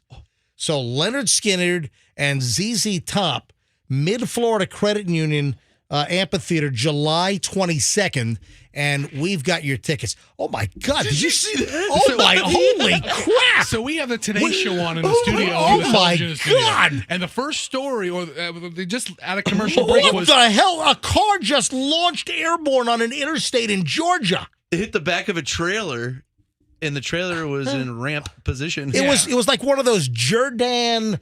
Was that like a tow trailer? It was either a Big Tex Oh or my a God. Jordan. Or a Jordan, like a flatbed? Yeah, that thing something jumped the side. It was like a football field that length. you would tow trucks on or heavy equipment. It was like there was an accident, and the the flatbed trailer was like tilted down to pull a car up, and a car flying down the interstate hits the back and launches like a rocket and flies airborne. Oh my God, this is insane. It's a tow truck. That's what I'm saying. Oh my God. And did it land on the other car? I mean, listen to this thing. This is unbelievable.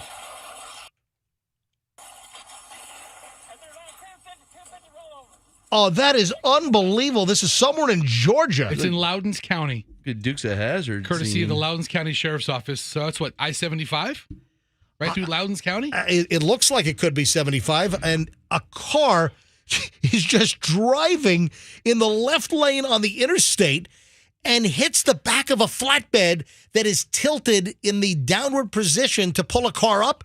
And a car traveling at high speed hits the ramp and launches like freaking Dukes of Hazzard. Yeah, I was going to say, that's only stuff happens in Hazard County. What happened to the driver? He was from Tallahassee, Florida. Oh, hey, let me read this. Unless he's Spanky Spangler, he's probably hurt. The Georgia State Patrol said the driver whose car went airborne in a wild crash was from Tallahassee, Florida. Body cam footage of the crash shows the driver go up the ramp of a tow truck at full speed and crash into another car 40 yards away. Oh. The driver did survive with serious injuries. The 21-year-old driver is hospitalized at South Georgia Medical Center. Man, that is insane. Just a good old boy. I mean, that's what it's like. It's hey, Andrew, can you get the video up on our website? We'll play so you can see this, folks.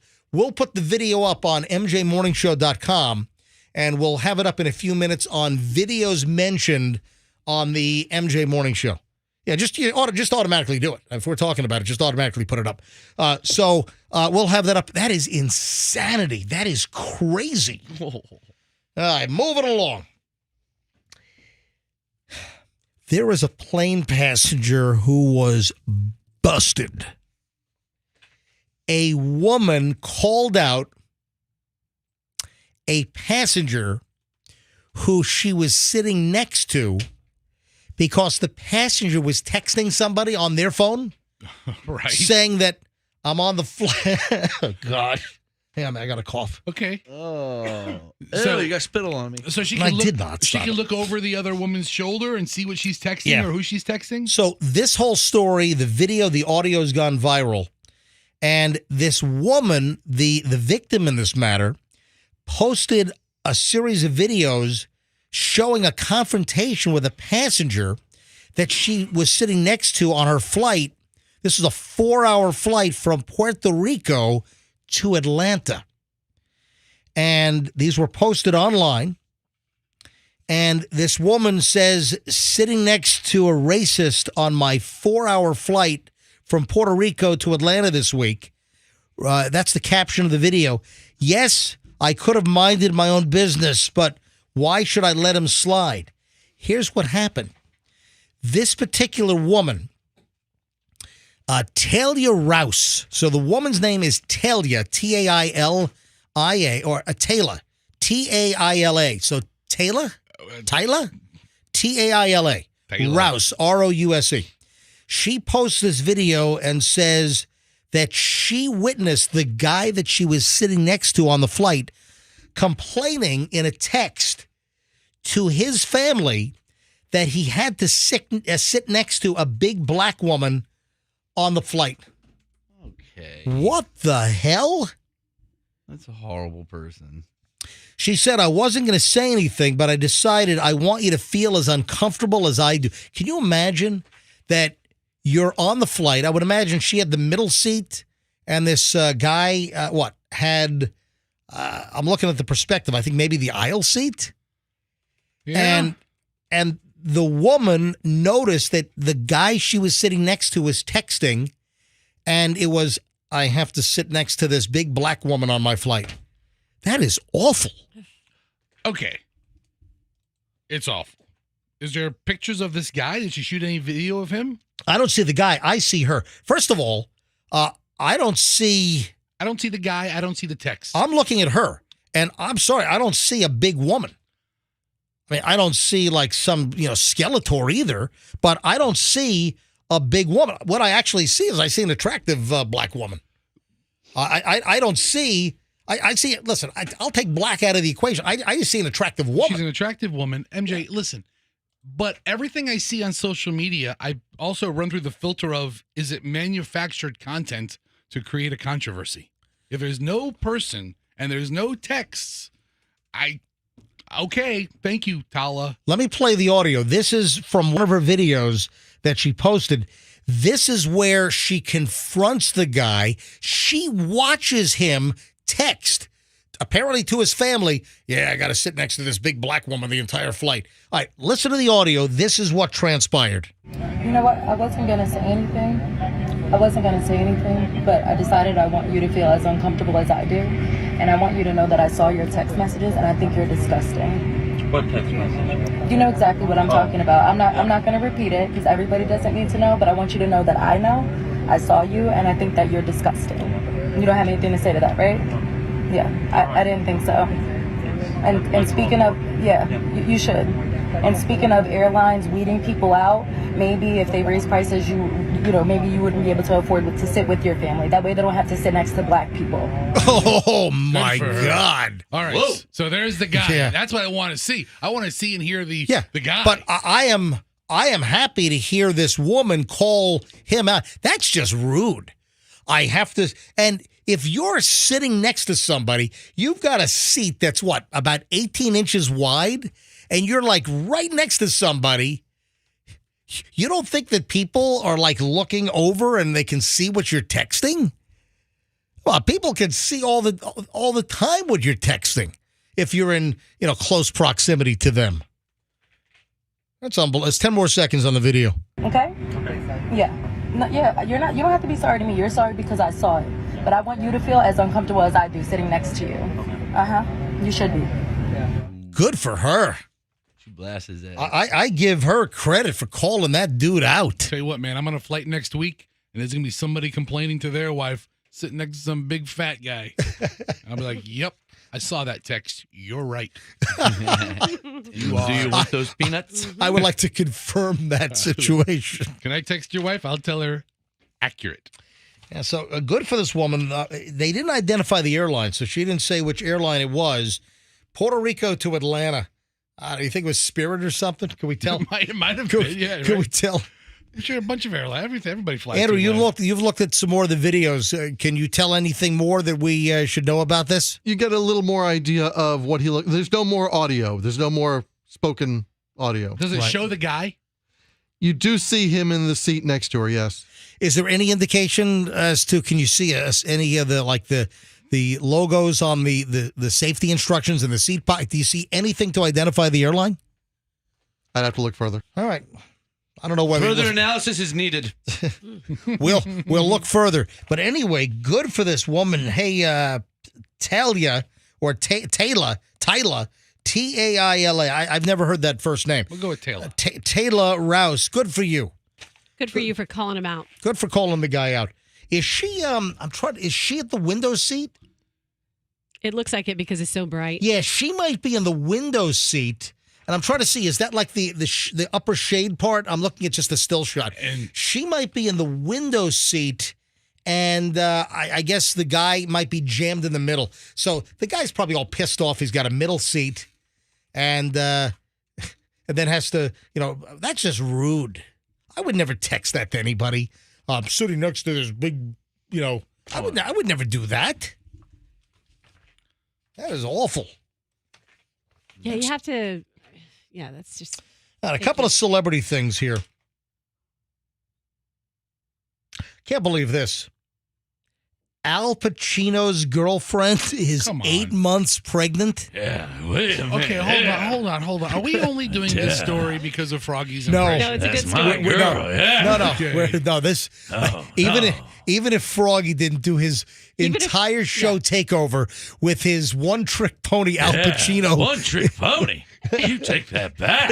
Excuse me. We need to say, even if Al wasn't part of the show. Yeah, I like to think I'm a family So, member. hold on. You mean if Froggy had no Al Pacino impression, you'd be bringing up the, 80-some-odd-year-old actor? Yes. Yes. Yes. Yeah. Let me tell you why. Why? Al Pacino is 82 years old. Yeah, His girlfriend is 29. that's right.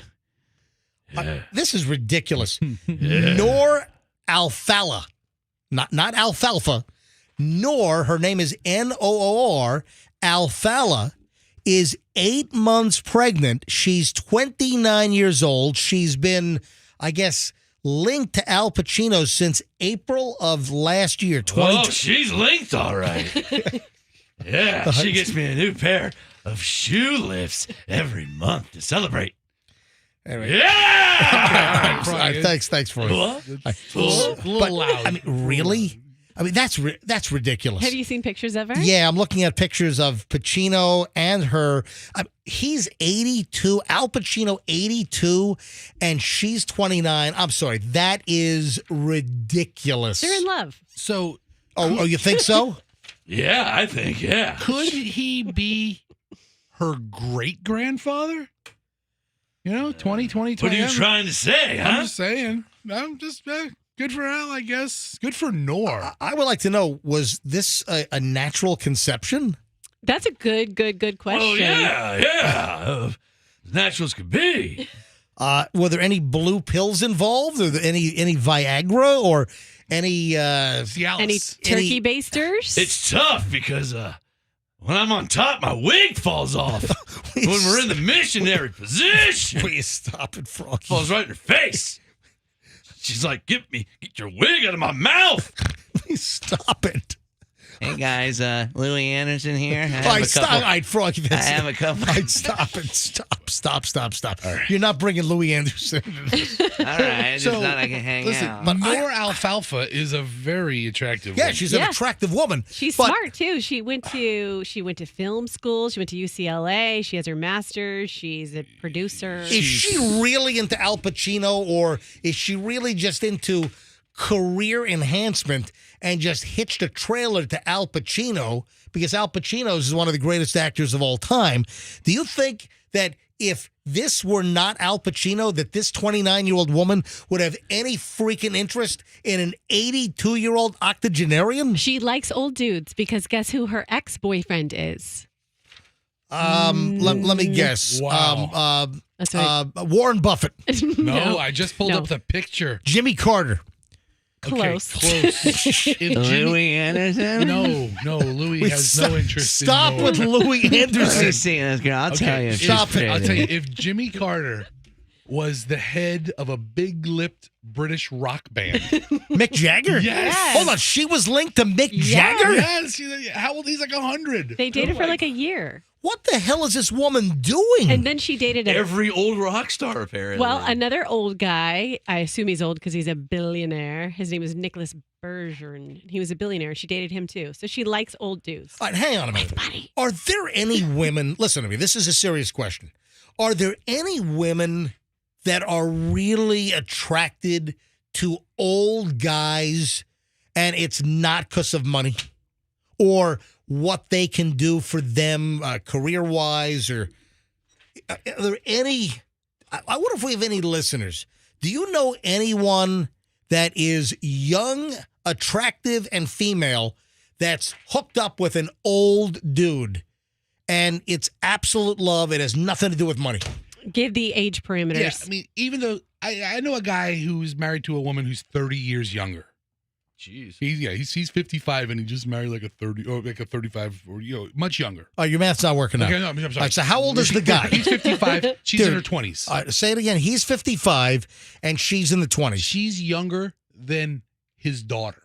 All right. So if he's 55, 30 years younger would make her 25. She's 25. All right. And that's a I'm sorry, big difference. that's not difficult math, Fester. Okay, but no, that's a big difference. But Fuzzy, that's not what Nor is into. Nor is like a 30 to it's what, a 60-year difference? It's a 50-year difference. Oh my god. That's a lot. It's Wow. a 52 3-year difference because she's 29 and he is 82. So what is that, 53, right? So you're what? You're 55? What are you? I'm 57. Okay, so that's like you eventually having a child with a 6-year-old? Dude, can you do... What? Yeah, Dude, that's Fester, what it what is. are you Good job. saying? I know what he's A saying. 50-year difference. What is wrong with you? That's like you eventually having a child in your senior years with somebody who is 7 years old today. Yep, right Let's now. go to phones on this. You might want to rephrase that. Hey, Andrew, check the lines. The lines are ringing on this. Listen, I would... Fester, can you do me a favor? Don't do your work on the air. All right. I know like a lot of... show your work, but don't do it on the air. All right? All right, here's the deal. I want to go to phones on this.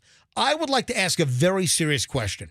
Are there any folks that are listening right now and you know an older dude that has a smoking hot younger woman and it's not because of money or what that relationship can do for that young woman, whether it's access, whether it's career-wise, whether, again, it's money? I would like to know. Do we have people listening right now that can tell us any scenarios, any stories that you know of an older guy? I mean, I'm talking like Al Pacino is 80-2, right? He's 83. April Hold 25th. on. This story from TMZ says 82. Okay, according to the Google, April 25th, 1940 was when he was born. So he had his 83rd birthday So on a April 25th. little over a month ago. Yeah. He turned 83. All right, so 83 now for Al Pacino. Yeah. All right, let's go to phones on this. 800-990-1047. 800-990-1047. And listen, is it fair, Roxanne, you're the woman in the room here. Is it fair that most people who see a hot, young, attractive woman with an older dude and immediately they jump to, it's got to be for the money? Well, I mean, I think you know that when you're either of those parties. You know that that's what people are going to think when they see you, and you don't worry about it. All right, 800-990-1047. 800-990-1047 if you would like to tell a story, share a scenario that you know about. 800-990-1047. Look at the phones. They're all lighting up here. All right, let me grab line 4. Let me pull it up here. Yeah, why don't you Roxanne's bring giving me up the side-eye for call some screen? reason. I don't know what. John's in Clearwater. John, you're on the MJ Morning Show. Hi, John. Good morning, everyone. Yes. So I'm ashamed to say my 33-year-old daughter, who's a registered nurse, met her present beau, who is 70, in a hospital. He's almost dead from cancer. And hold on, what'd you say? Jeez. Yeah, he's almost dead from cancer. Okay. Hold on, you got to speak more clear. You said he's almost dead from cancer? Yes, sir. All right, so your daughter is 33. She's a nurse? Yes. And met a 70 a patient? Yeah, he was a patient. And now they live together. My daughter has a 5-year-old daughter and an 11-year-old daughter from her previous husband, who was my age. All right, so why do you think your 33-year-old daughter's with a 70-year-old guy? I hate to say it, but she's gold digging. He's a retired doctor. Her first husband was an engineer with his own company. Wow. He made lots of money. And, I'm in agreement that I don't know why a young, beautiful woman would be with, someone over twice her age. Thank you, John. Appreciate the We call. should get her on the line with John, huh? Yeah, it sounds like a lot of family issues going on there, John. God. Let's grab Wanda in Newport Richie. Wanda, you're on the MJ Morning Show. Hi. Hi, good morning, guys. How are y'all doing? Morning, Wanda. Thanks for calling in. What's your story? All right, my cousin, she knew this guy for years, and he was like 20 years or plus her senior. But they married each other for love, not for money. And he did have money.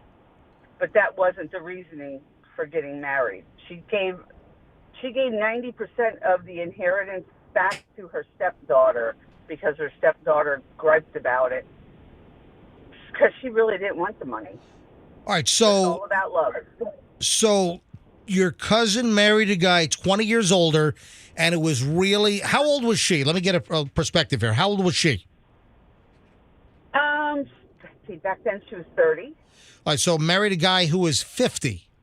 All right, Wanda, I got to be straight with Yeah, you. that's not terrible. I don't know that I'm offended by a 30-year-old 30, and a 50-year-old. 50, yeah. Oh, not that I'm offended by any of it, but yeah, 30 and 50 doesn't sound that eyebrow raising. That's not too whacked. All you need is love, really. You know. Yeah, But the important part of the story here, it was not about money. This was about love. Right. He was a millionaire. He had his own sanitation company. So he had lots and lots of money. So, and she didn't want the money, actually arranged for the money to go to the stepdaughter, to his daughter. Yeah. He's in the But the sanitation lawyer business, said, huh? nope, you have to keep this much for your son and this much for you.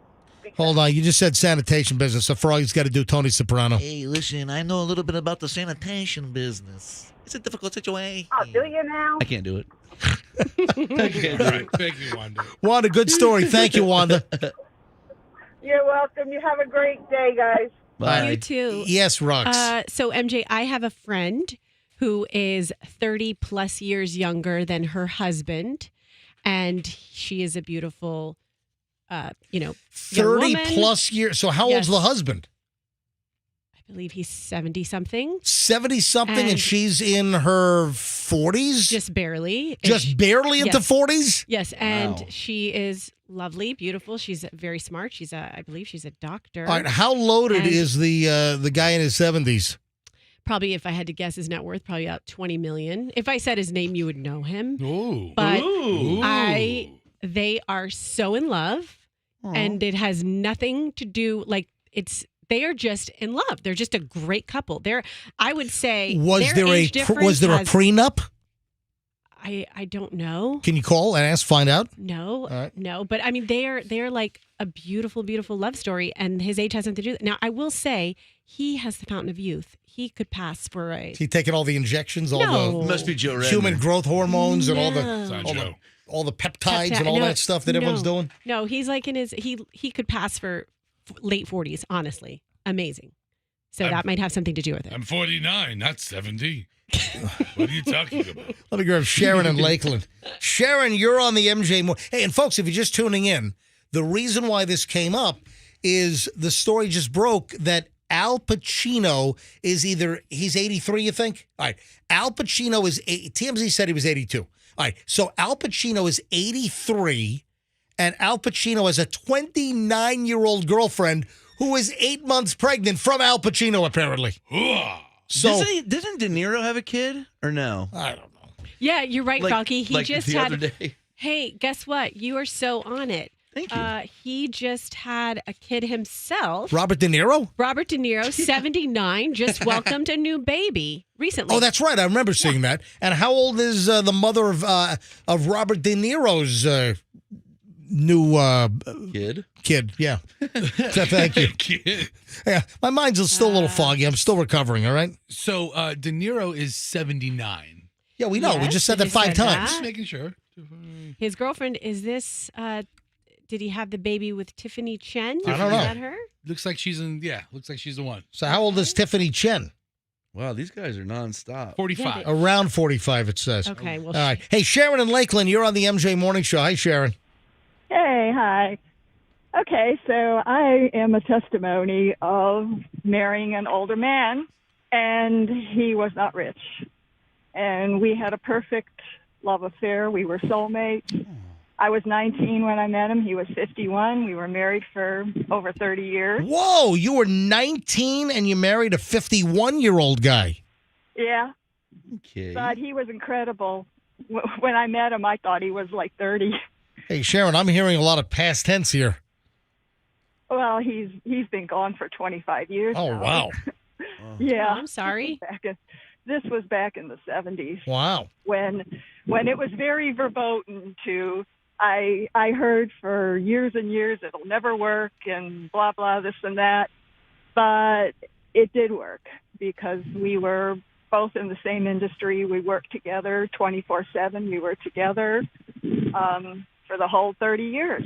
Holy cow. And it was it was exceptional. People just were in awe of us. And, I heard, you'll grow apart because you're as you get older, you're going to change and blah, blah. Yeah, you want different things and priorities change and all that, right?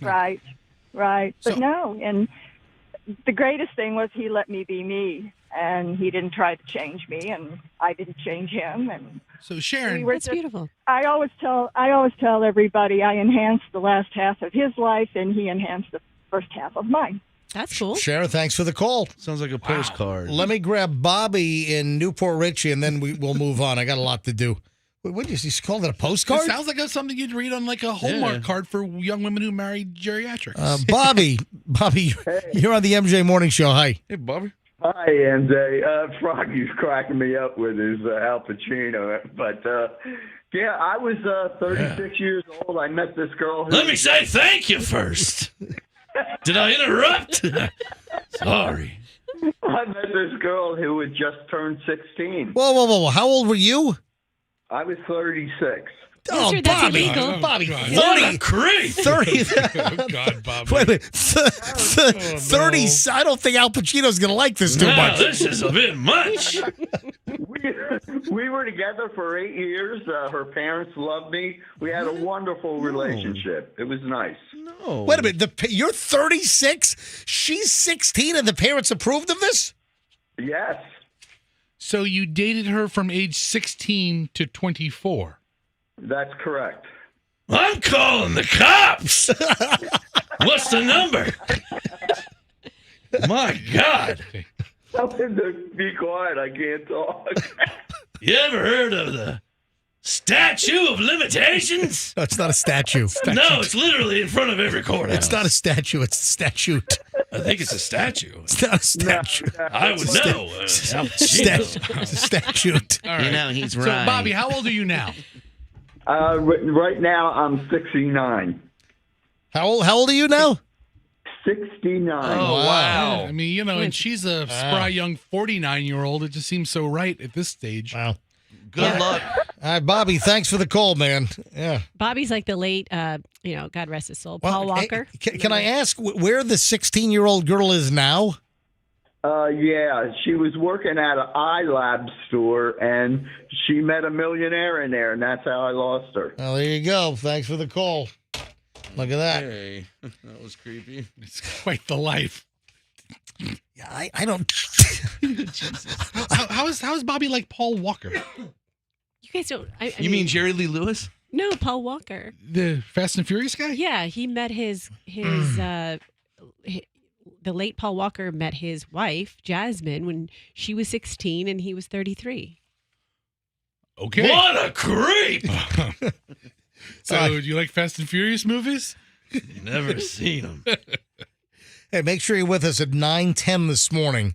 So 9:10, we're gonna launch a new feature. I don't have a name for it. I yet. had a good one, but I forgot it. That's why you got to write it down. I know. That's why brainstorming helps. But no, my idea of brainstorming gets put food on. Make sure you're with us in about half an hour at 9:10. Because I'm launching every morning, we're going to do a really A-list top story, something that is really good content every morning at 9:10. Listen, all the content that we do in the 9 o'clock hour is solid, but I'm going to do one of the best stories of the day. I'm going to save for 9:10 every morning. So we're going to launch that officially this morning. And also in the 9 o'clock hour coming up, we're going to give away Leonard Skinner and ZZ Top tickets. So Leonard Skinner and ZZ Top, your chance to win those tickets coming up starting in about 20 minutes. So, it's 8:39 right now. We're about 20 minutes away from 9 o'clock. Sometime in the 9 o'clock hour, we'll give away the Leonard Skinner, ZZ Top tickets for the Mid-Florida Credit Union at the AMP, and that'll be July 22nd. So heads up, we'll tell you exactly when to call in on that. Now, there is a name that parents are being advised not to name their child. Now, I think that I've heard this for both male and females. I think I've heard of females with this name. I think it's more common for a male, but I want to say that I've heard this name for a female, and I guess this was a Reddit discussion thread, and it's a name which, once I say the name, you've all heard of the name. It's not a very common name. Okay. But it is being suggested you do not name your child this because it can easily be misinterpreted for a derogatory name, like a pejorative, a derogatory name. Oh, my God. Something that you would call somebody if someone does something that you don't like. Oh, man, they're a bleep. So it's bleep hole. Okay. All right. It's not what I was thinking then. It's Okay. It's not a next day of the week deal, right? Oh my gosh, All right, Roxanne, Roxanne, come on, really? It's too much. Really, it's I just said bleep hole. That's what it is. No, you don't name your kid. It's the name. The name can be mistaken for bleep hole. I'm so confused. Roxanne, what is the name? I'm laying the story out now. Just calm down. I can't think of it. What could it be? Can you see if she's got any vodka in that coffee over there? Let me smell that. She might have a little. Give that coffee a taste. I'm trying to think. All right, listen to this. I knew a guy named Ansel once. Ansel? Yeah. Oh, that's another one that could be close. Yeah, I knew a guy named Ansel. Yeah. Well, here's the deal. So this is a question that was posed on Reddit and caused quite the ruckus as far as the online discussion. Right. And the individual said, warning to any parents that are considering naming their child Axel.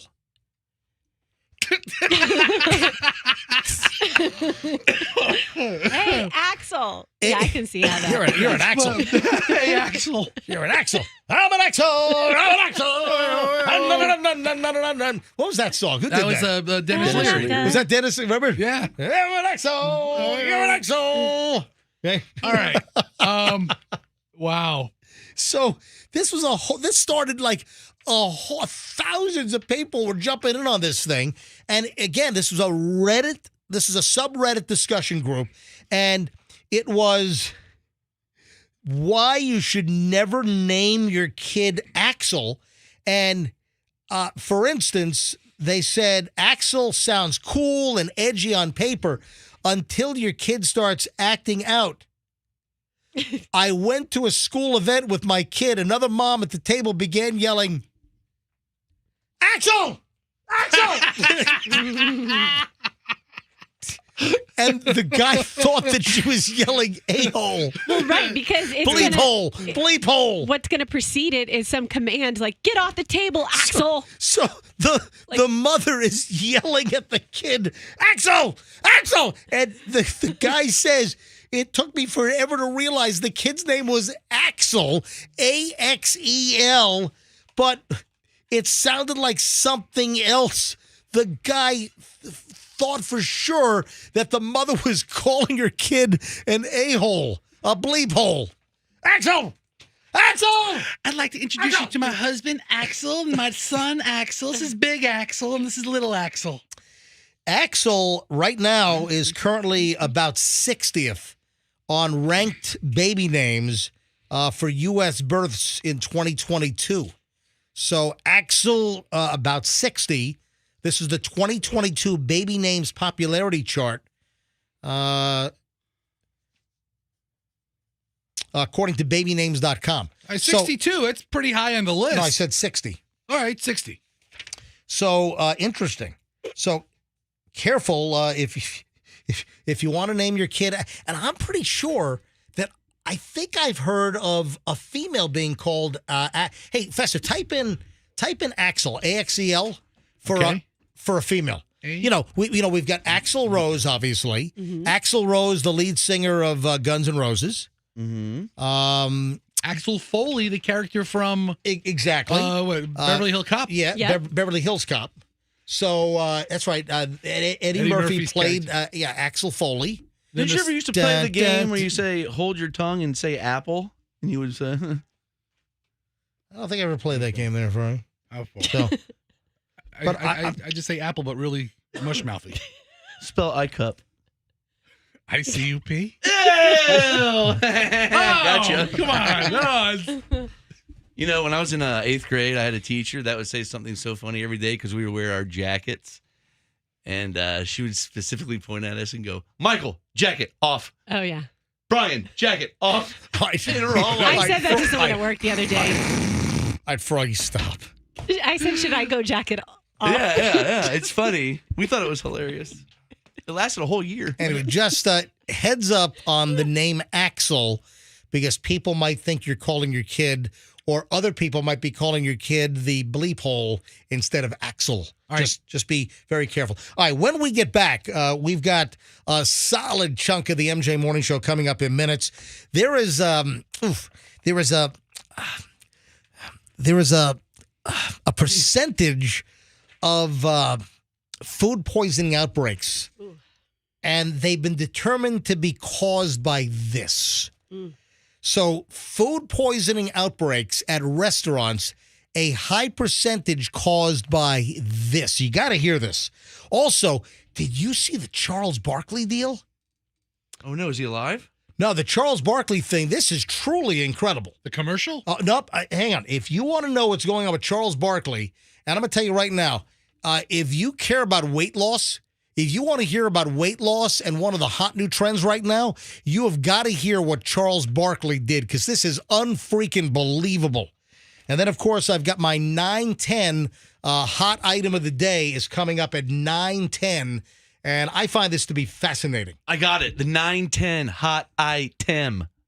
All right, Froggy, just knock it off. God, all right, we've got a lot to cover next, so stand by. We'll also give away the Leonard Skinner ZZ Top tickets in the 9 o'clock hour coming up right here on the MJ Morning Show on Q105. We are back in minutes, so don't move. Stand by.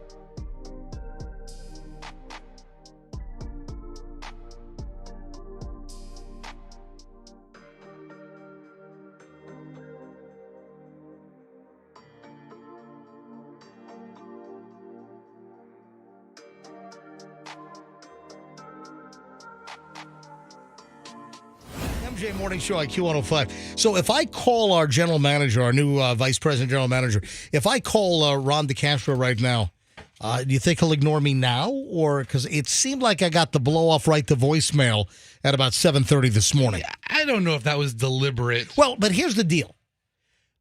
Didn't we get a memo, or wasn't there some kind of a story floating around the building that like a month ago the cleaning crews changed?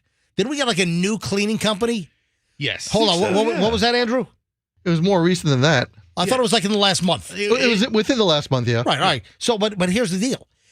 It appears that the new cleaning company is worse than the old cleaning company. And I got to be honest, I don't think the old cleaning company was that bad. Yeah, I don't know why they got changed out. Yeah, the last one wasn't bad at all. I mean, things got done. We didn't have. Listen, 2 days in a row, there's no soap in the men's room. How disgusting is that? I mean, how vile. There's no soap in the men's bathroom. I mean, I don't get it. That's not going to help. What's not going to help? It just all builds up, MJ. It just all builds up. What's that? I mean, you and the situation here. I don't think you're as happy as you should be. Just saying. Soap in the men's room would make him very happy. I mean, that would be great. Is it too much to ask Roxanne to have soap in the men's room? No, it's not. It's not, is It's it? an expectation. No smoke in the boys' room. I mean, no soap. No soap. I'm calling our general manager because, listen, I need to register a formal complaint here. I mean, it's just gross. He probably doesn't know it's you calling because it just shows up like a work line. Yeah, his own branch. Your call has been forwarded to an automated voice message. Yeah, I'm going to voicemail This again. is not good. Yeah. All right, so I'm going to have to stop in and see him because like 2 days, and I put a sign in the bathroom. Someone took the sign down. The cleaning crew took the sign down. Like, You know what you should do what- is send Fester on a cell phone to his office. Is he even in today? I mean, if you want something to get done, you send Fester. Listen, And I'm calling him on my cell phone now. Let me see if he'll pick this up. All right, so I'm calling him on the cell phone. I put it on speaker. I'm holding it up to the microphone. This is high tech right here. Actually, it sounds better.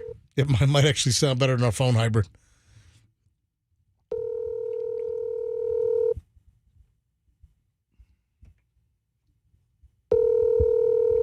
It's 9 o'clock, by the way. Your call has been forwarded to an automated voice all right, messaging MJ, he's not system. going to answer. Okay.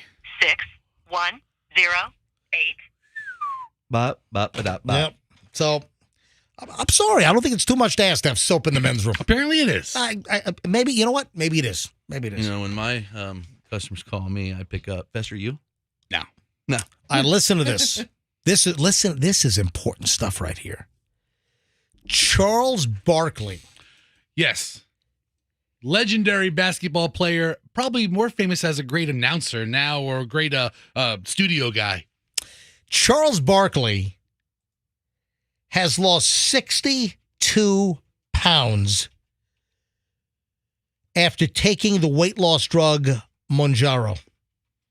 That's one of those. It's like Wegovy, Mounjaro, and Ozempic. Yeah, it's kind of part of that trifecta. This is. Wait a minute! I just got a text from Ron DeCastro. Hold on a minute. Oh no! On a plane, we'll call you in 40 when I land. Okay, so the show is going to be almost over then. So hopefully, maybe we'll be on air still. Plane. Okay, now that's a good excuse. Can you get calls when you're on a plane? No, he's probably like getting ready to take off unless he flies private. Where's he And then flying? Where's he going to land in 40 minutes? He flies back and forth to New Jersey until the family moves down. So let's see, he's not flying from Newark or wherever or LaGuardia in 40 minutes down here to Tampa Bay. Maybe he has a layover in Orlando. By the way, he'll hear me on the tram today. That's right. Oh, yeah. Also, Michelle's leaving. Oh, wow. I'm dropping Michelle off at the airport today, so Michelle will hear me on the tram. She needs to do a video of that and send it to you. I so just you sent can Andrew IG the it. audio of the tram. Bo Yeah. Zimmer from the airport Yeah. sent it to us. I want to play it. I like it. I mean, I wish they ran it for a little more time, but today is the last day to register to become the voice of the Tampa Bay or the Tampa Airport shuttle for the whole month of July. Oh, man. I wonder, I should have Al Pacino try out. Welcome to Tampa. Hey. This is Al Pacino. And then I could do Louis. I could do Hal Herman. You could do Shaq. Hal Herman welcomes people to Tampa.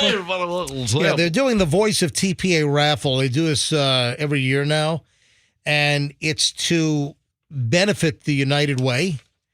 And you enter with a $5 donation, and you enter a raffle, and it's just a random drawing. And if you win, you can be the voice of the Tampa airport shuttles. You know, the airside, the blue and the red shuttles. You can be the voice on there for the entire month of July. See, I was trying to figure out. I tried to ask Bo how many people have entered so far. Voiceoftpa.com. Voiceoftpa.com. And if you're at the airport, if you're coming and going today, I'm doing the shuttle announcements on the shuttles. That's cool. Yeah. Hey, Andrew, can you let me know when you have the audio? So we'll play those coming up in just a bit. Oh, you have them? All right, play them from in there. Yeah. All right, go ahead and roll the first one. Here we go. Hi, this is MJ from the MJ Morning Show on Q105. If you want to be the voice to greet thousands of visitors here on the airport shuttles, now is your chance. Enter the Voice of TPA contest for this once-in-a-lifetime opportunity at voiceoftpa.com. So that was good. That was really good. That's departing, meaning that's coming from where? I only know what it was labeled. Okay, all right. It's in the email. Do you have the other one? All right, here's the other one. Because there's one message when you're leaving the gates coming to the main terminal, and there's another message when you're leaving the main terminal heading to the airsides, going to the gate to catch your plane. That had to be to the plane. All right, so here's the next one. All right, let me hear this one. This is MJ from the MJ Morning Show on Q105. Welcome to the Tampa Bay area. You can be the voice to greet visitors here on the TPA shuttles. Enter to win by making a $5 donation to the United Way Sun Coast at voiceoftpa.com. We are approaching the main terminal and Airport Marriott Hotel. Follow signs for rental cars, baggage claim, and ground transportation. Meeting a ride? Try the new Blue Express lanes for faster pickup at the airport. To get there, follow the signs to Blue Express. God, I'm going to throw myself off the tram. That was so good. Wait, so Ron DeCastro is on a plane coming into Tampa, so he's going to hear that. Michelle is flying early up to Connecticut for Julian's graduation, so Michelle will hear that coming up in just a bit. So, hey, exciting stuff. Do you still have the script for it? I was wondering. I'm sure it's somewhere. in my email. I might send it a couple applications. All right, so Froggy, listen. Hal Herman here. Thanks for taking the trail. MJ, what if we each put up $50 and loaded the ballot box and one of us won it? Like you doing it as Shaq? Or you do it as Al? Welcome to Hey, it's Al Pacino! Nice choice. Are you going to make it off this shuttle alive? We'll find out. Even though it's just pretty good. You know, I knocked up my 29-year-old girlfriend on this shuttle. We got a new Al Pacino. Yeah. Exactly. Listen, even though it's just for a day, it's pretty cool, man. That's cool. Anyway, all right. So, and there's one of the messages that they might keep up a little longer. We'll see. Who the heck knows? All right. So Charles Bar, this is really amazing. And, folks, it's 9:06. Coming up on the MJ Morning Show, we've got Leonard Skinner tickets and ZZ Top tickets. So Leonard Skinner, ZZ Top in concert, Mid-Florida Credit Union Amphitheater. That's going to be July 22nd. We've got tickets for you, and you could win sometime this hour. Keep listening. We'll tell you exactly when to call in. Also, we start our new Gotta Hear story at 9:10. So 9:10 this morning, which is really 4 minutes away, the Gotta Hear story of the day at 9:10 right here on the MJ Morning Show. Stand by. All right, finishing up with Charles Barkley. This is really tremendous. So Charles Barkley revealed that he has lost over 60 pounds since he started taking the weight loss drug Mounjaro. He said he was on a radio appearance, I guess, or a TV show last week, and he was talking about his weight loss. He said, I started taking this drug called Mounjaro about 6 months ago. It's been amazing. My doctor, she's amazing. I know a lot of people take Ozempic, but my doctor prefers Mounjaro. I started at 352. I'm down to 290. Charles Barkley has lost 62 62 pounds in 6 months. That is dramatic. Hey, good for him. He said, it's been great. I've been feeling like a human being again. I'm not a fat ass anymore. This is a quote. Listen, I'm not making this up. This that's is what he said. I'm not adding my own words here. Listen, Charles calls it like he sees it. it's been great. I've been starting to feel like a human being, not a fat ass anymore. I want to lose. I can't get to my playing weight, which was 250, but I'm going to get to 270. My doctor told me there's a lot of fat young people. There aren't a lot of fat old people. They're all dead. Well, that's a famous Fester quote. Fester's been saying that for a long time. I met Charles Barkley. That's the one thing I told him. Hey, Charles, no fat old people. Yeah, listen, good for Charles. I like Charles Barkley a lot. I do too. Oh, he was the best when he played.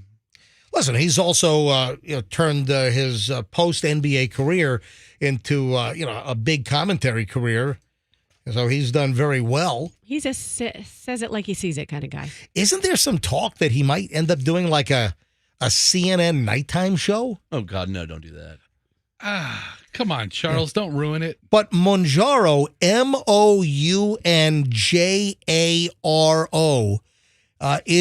is the real deal. So it's all part of those drugs like Ozempic, Mounjaro, and Wegovy. But apparently Charles Barkley's doctor likes the Mounjaro. Now, Mounjaro, is that an injectable? Yes. It is? It's a once-a-week injectable. So they're all injectables, right? That sounds terrible. All of them, Wegovy and Ozempic. Yeah, we've got an Ozempic pen actually on the wall back here. I mean, could any of you guys inject something in yourself on the regular? Yes. Yeah, I have a absolutely. migraine. I have a shot. Yes. Really? It's called heroin in college. Yes. I'd Fester, stop, really. That's a little. Really, I can inject myself you every gotta, day. You got to go there. I mean, Really? come on. Taking an injection is not that big a deal. I mean, Yeah, when you're loaded with whale fat like you don't feel it. that's a good point.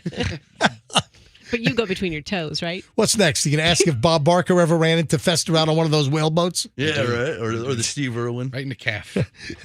All right. So, hey, congratulations, Charles Barkley. Yeah. That is 62 pounds in 6 months.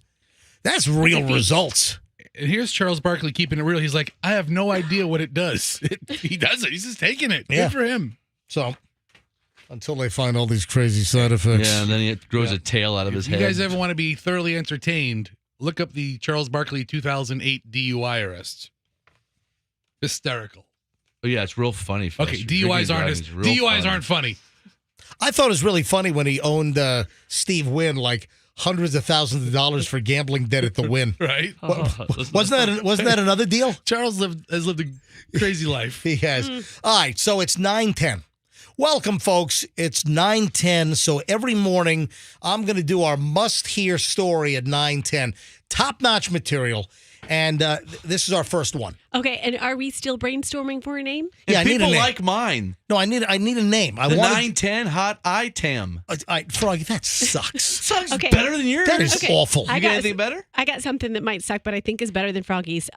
So this is kind of cute. One of my daughter's classmates, they're learning how to tell time, and she goes, so-and-so always says clock 9 instead of 9 o'clock. Why don't we call it a clock 9 treat? That's the worst thing That's worse than Froggy's. That's way worse than the 910 hot item. It sounds like I just had a stroke in Fester, my what head. do you got? I don't know what happened. I stopped. You know thinking what? about it. Give my kidney stones back to me, please. Jam them back in. Maybe the 910 story hole wasn't a bad one. I like the story hole. I don't know. 910 story hole. All right, listen. Let me. It's already 9:11 now. Look at this. I'm already late. We blew now it. I'm late. All right. Maybe something better rhymes with 11. All right. Here's the deal. Listen to this. Do you know what stealth wealth is? Stealth wealth. Oh, that's when. Yeah, I mean we When can you figure look that poor, out. Yeah. Like you. What? You look poor, but you have money. Right? What do you mean, like me? I'm just saying, like, if you're not like a flashy kind of guy. All right. Well, here's a great example of stealth wealth, and I've noticed this, and I don't get it. I don't understand this. There is sort of a symbolism kind of deal where people are ditching phone cases. So they have an expensive phone. Usually it's, the latest, greatest, most expensive iPhone, and they refuse to use a case. So that's what's called a little stealth wealth item. So people, they're so wealthy, they don't care. They drop the phone, they smash it up, they dent it. Big deal. Just get another one. Yeah, just get up. It's all dented up. I'll get another one. But think about this: as you travel around, or people that you know, for whatever reason, there are people that hate using phone cases. But one of the reasons for not using a phone case is so-called stealth wealth, quiet luxury. And I was reading a Time magazine online piece about people talking about quiet luxury, stealth wealth, and those are trendy new terms for the type of expensive minimalism that has been associated with a certain brand of old money. And it, talks about, for instance, Succession, the HBO show that just wrapped up last Sunday night. I mean, the opulence in that show in a lot of ways it's ridiculous. It is ridiculous. But remember, it's a TV show. I know, right? but listen, that's there's not people living like that. Yeah, that's the life of the 100 billionaires. But one of the angles, and you'll see this in Succession, but you'll see this in real life because I see it. And I know that I see people with expensive phones, whether it's the latest, the most expensive Samsung Galaxy, whether it's another expensive Android, whether it's an iPhone 14 Pro Schmo Blow, whatever. $1,000, $1,200, $1,400 phone. $14, yeah. And there's no case. People drop phones. You can say, oh, I don't drop my phone. You're going to drop your phone. You're going to bobble it. It's going to fall out of your hand. And I dropped my phone, and guess what? I have a case. What do I have on my? I've tried different cases over the years, and for the most part, what is this one? This is Parallax. I mean, so I've got a Parallax case made in South Korea. This case has been pretty good. I've had Case Logic, I think, in the past. I've had. I mean, remember before? Yeah. they were water resistant or waterproof. These well, phones. Some of the OtterBoxes. Yeah, I mean, and now OtterBox seems so clumsy. Well, those are just big. I mean, you might as well just lock it up in a glass display case and drag that around with you. But some of the cases today, they are pretty form-fitting, and they're designed like with 6-foot drop tests. So if you hit a corner, it doesn't damage your phone. But just take notice of the people around who don't use cases on expensive phones. And that's all part of sort of this stealth wealth. And that means they have a lot of money if they don't do that? Well, no.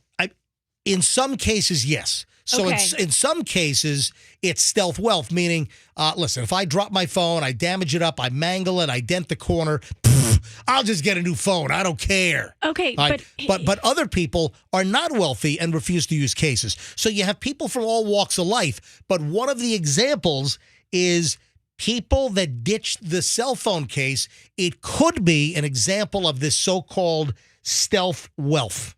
And I think this is very dumb because even if you have money to go buy a new phone very easily, how about transferring all your data and setting it up and dealing with the interaction you have to buy a new phone? It takes hours. Yeah, sometimes. you know what? Like I use Android, and I've got the Pixel 6 Pro, and we skip the 7. I'll get the 8. I'll get the Pixel. I've liked the Pixel phones. I really have, and I'll get the Pixel 8 Pro when it comes out, probably in October when they launch it. I typically skip a year. I don't get a phone every year. I get it usually every 2 years, and there should be enough of a chip update and a camera sensor update that it's worthwhile. But I put a case on immediately, and I make sure that when I get a new phone, I make sure that I have the new case on day one. But, there are some people that, I want to show the form factor. I want to show the sleek aluminum sides of my cell phone. Screw that. I want my phone to be protected if I am a clumsy, bobbling idiot and I drop the freaking thing.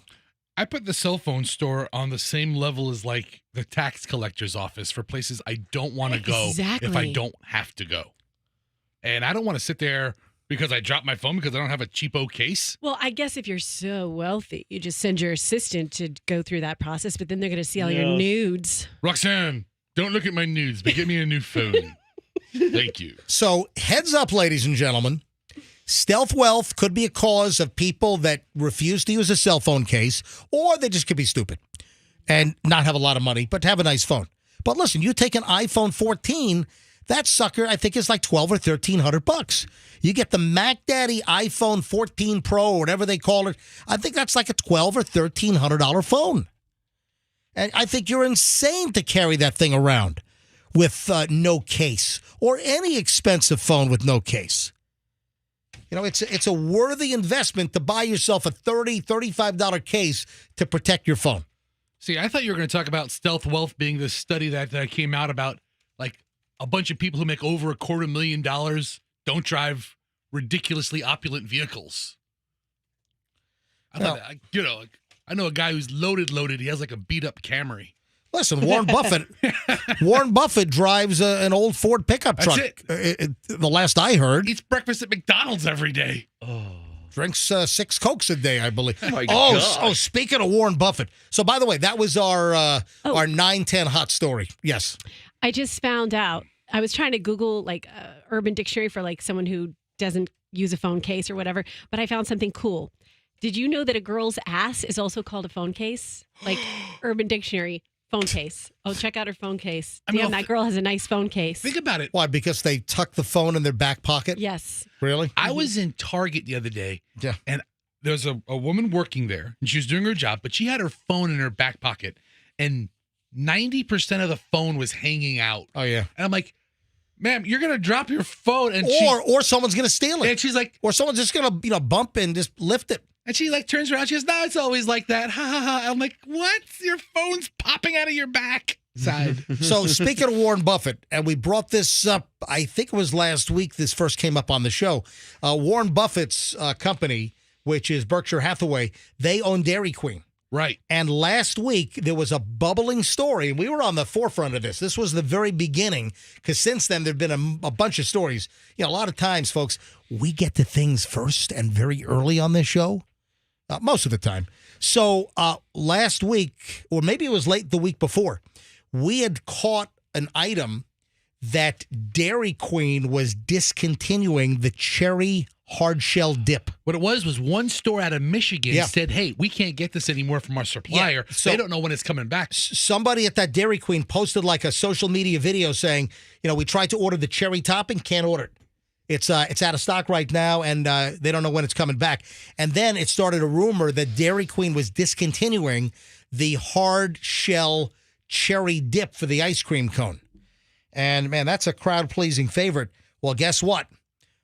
It's, I guess, been confirmed that Dairy Queen is discontinuing the cherry-dipped ice cream cone for now, just as we're approaching summer. While it's great to see our fans' love for the cherry-dipped cone, we're always innovating our menus to showcase new and delicious flavors. The fast food chain confirmed to the New York Post in a statement on Sunday. So this seems to confirm. In another statement to the Food Network this week, Dairy Queen said at this time the cherry dip cone at Dairy Queen is being discontinued. You know, you think this is part of like a social media experiment to discontinue it, get the crazy buzz going on, build up demand, and then come up with a big splash? Oh my God, the cherry dip cone at Dairy Queen is coming back this fall. Popular demand. They're gonna McRib it.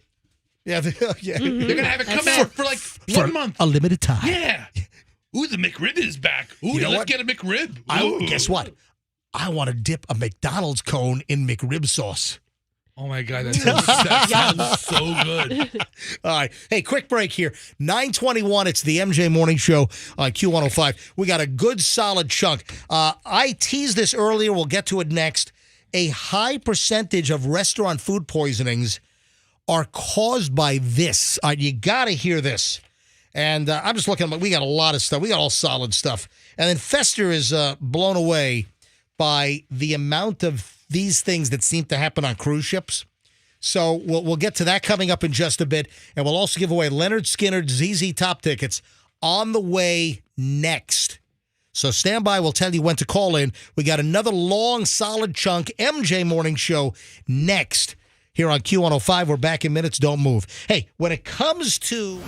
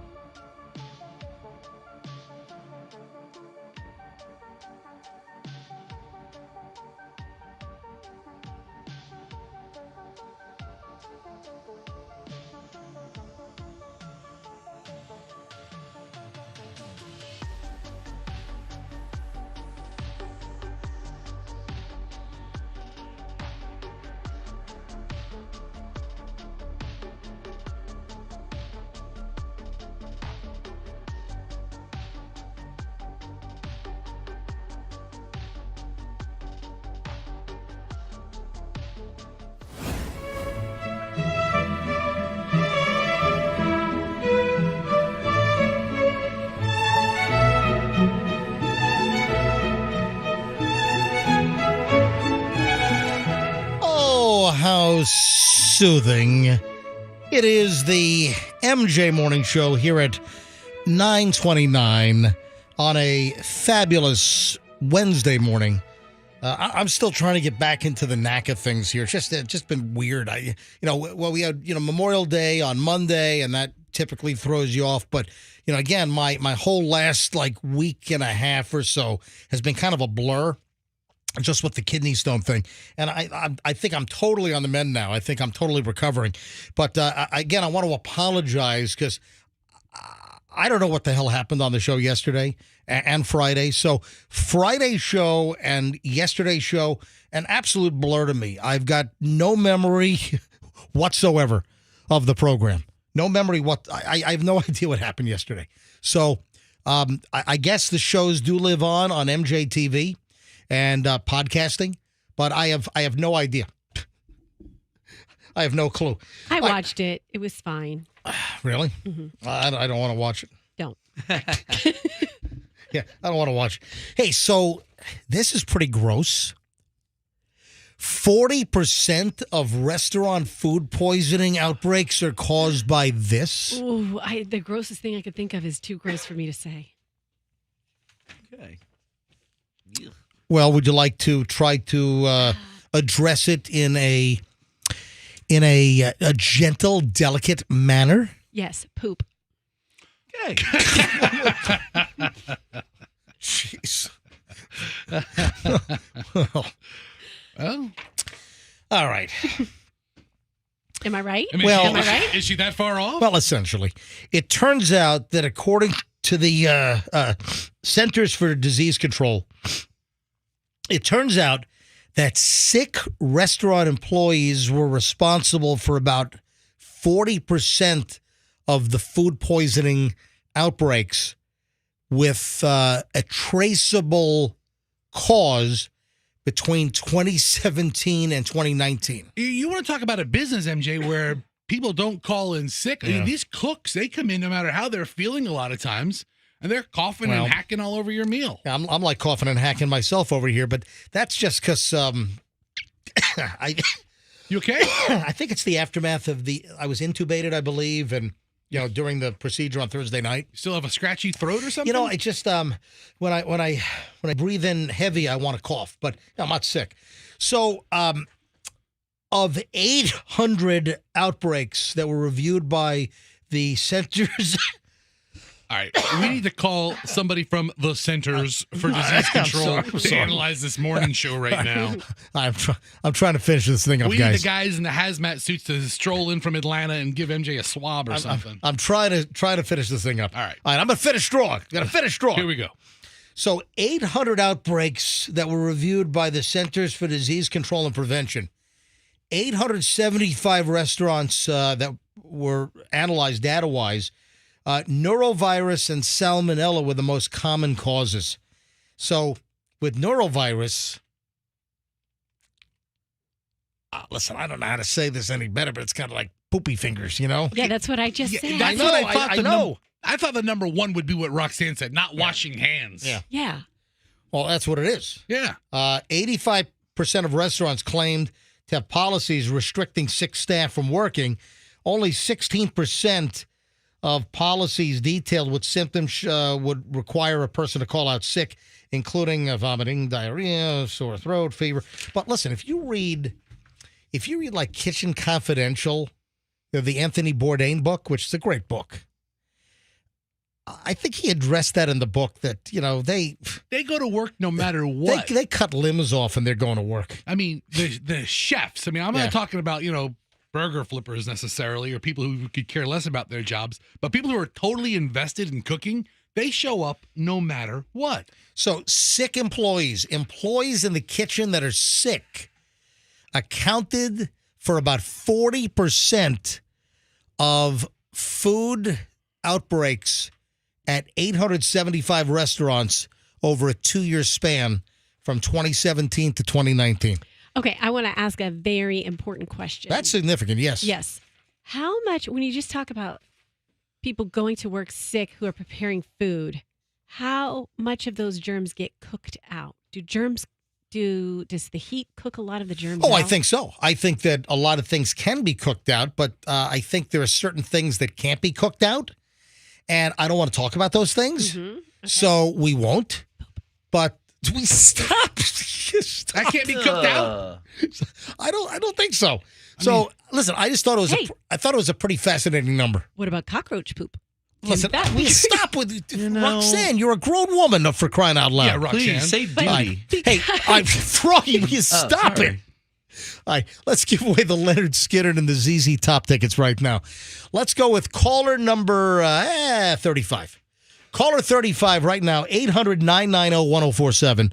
800-990-1047. If you're caller 35, you got ZZ Top and Leonard Skinner tickets. It's at the Mid-Florida Credit Union Amphitheater, July 22nd. So if you want to see Leonard Skinner and ZZ Top, the surviving members. There's none of Leonard Skinner, by the way. The last founding member. Yeah. Like 3 weeks ago. Yeah, or I something. think you're right. Yeah. You're not helping. All right, sorry. It's going to be a great show. I'm sure. So is it a cover band? I mean, it's just replacement guy. You guys have been in the band for a long time. Listen, Leonard Skinner, ZZ Top. Listen, the guys in the band, they have been in it for a long time.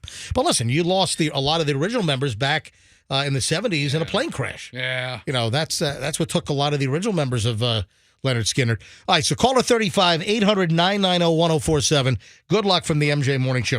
All right, some final items here. Let me lightning round a couple of things. First of all, Fester sends a note to me last night and says, I think this happens a whole lot more than we know. I do. And we're talking about people going overboard on cruise ships. Hey, I sent you the exact same verbiage in my email. What?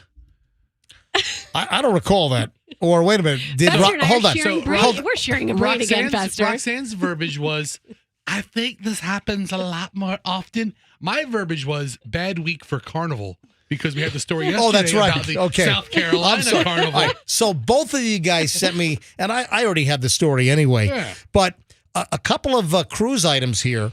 We had the Carnival cruise story out of South Carolina. They had a miserable cruise because the ship was tossed like a toy, and like the whole ship came apart inside. The hallways were littered with debris. It was nuts. It was insanity. And that's salt water, so it's even more nasty. Well, it's corrosive as well, or more corrosive than fresh water. But not a good week for Carnival. So they have this rough cruise out of Charleston, South Carolina, where people were just miserable. Okay, then we have this story of a Carnival cruise passenger that just fell off his railing at 4:10 in the morning. What? Listen, I've been on cruises, not that many, but you go out on the balcony, you've got to decide to deliberately put yourself in a situation that you're going to fall over the balcony into the dark ocean in the middle of the night. That's the case in almost any balcony setup. Yeah. Carnival Cruises reports that a man fell overboard on the Carnival Magic Cruise that was returning to port in Norfolk, Virginia, according to a statement from the cruise line. Carnival Magic reported a man overboard to the U.S. Coast Guard, and he was reported missing by his companion late on Monday afternoon. The statement continued by saying a review of the ship's security footage confirmed he was leaning over the railing of his stateroom balcony and dropped into the water at approximately 4:10 a.m. early Monday morning. The man's partner, Jenilyn Blosser, confirmed the man's name is Ronnie Peel Jr. Well, I think was. Blosser said this incident was an accident and that Peel falling overboard was not on purpose.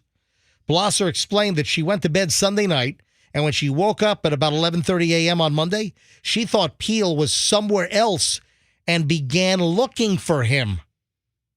I just woke up at 11:30 in the morning, and he wasn't there, so I spent my whole day trying to find him. I called his mom to see if he had called. Usually, talks to his mom. She hadn't heard from him. Yeah, he was somewhere else, all right. Yeah, in the middle of the freaking Atlantic Ocean. According to the U.S. Coast Guard Southeast Twitter account, the incident happened 186 miles east of Jacksonville. My God. That is just gone. I mean, just gone. They might never find this guy. No, they won't find him that far out. U.S. Coast Guard continuing to use air and sea crews to locate the missing passenger. Passengers also confirmed the report that they were getting off the ship Tuesday morning in Norfolk. Carnival care team was providing support at this time. Anyway, it does seem that just a lot of people are like falling off of cruise ships, and it's like the fourth or fifth story I think this year. Yeah, I think you're right. Seems like it happens It's a a lot. bad idea. I know. It's always a bad idea. Is it being reported more, or does it happen and people just don't report it and now they are? I think it's a good question. Hi, good morning. Who's this? This is Dennis. Dennis, where are you calling from, my friend? I'm calling from Lutz. Lutz, you could be Fester's neighbor, my man. friend. Us LA residents. Fester is the funniest man on the show. Wow. Look at that, a screaming endorsement for Fester. I don't know. Some people may beg to differ, but... So, Fester, do you live near I don't know. Dennis? What side of Lutz? Are you in like the rich side or the poor side? No, I'm kidding. You calling from Avila? Yeah. No, like because Lutz stretches. I'm by Bears and Dale Mabry. Oh, the poor side. Okay. All right. Well, listen. I'm on the poor side. Yeah, good news. You win the free concert ticket. No, I'm kidding. Hey, you got it. Hey, listen, dude, you're caller 35. You win Leonard Skinner and ZZ Top. You're going to the Mid-Florida Credit Union Amphitheater on July 22nd. You're going to see Leonard Skinner and ZZ Top. Awesome. Yeah, thank you. Now, make sure. I give a shout out to the Salvation Army. Josh, you rock. There you go, Josh. Yeah, Josh rocks at the Salvation Army. Absolutely. All right, buddy. Well, hey, listen. Hey, hold on. We'll get all your information off the air. Enjoy the show, okay? I appreciate it. All right. And make sure you go looking like a sharp-dressed man. All right. All right, dude. Have a good one. That's cool, man. Anything else before we get out of here, guys? No. We're going to call it a day. Tomorrow, I'm already loaded. I already have so much stuff that we didn't get through today. Folks, have a fantastic day, and we'll see you back here tomorrow on the MJ Morning Show on Q105. You can always email me at mj@mjmorningshow.com. That's mj@mjmorningshow.com. Folks, have a great one. We'll see you back tomorrow. MJ Morning Show, and let's be careful out there.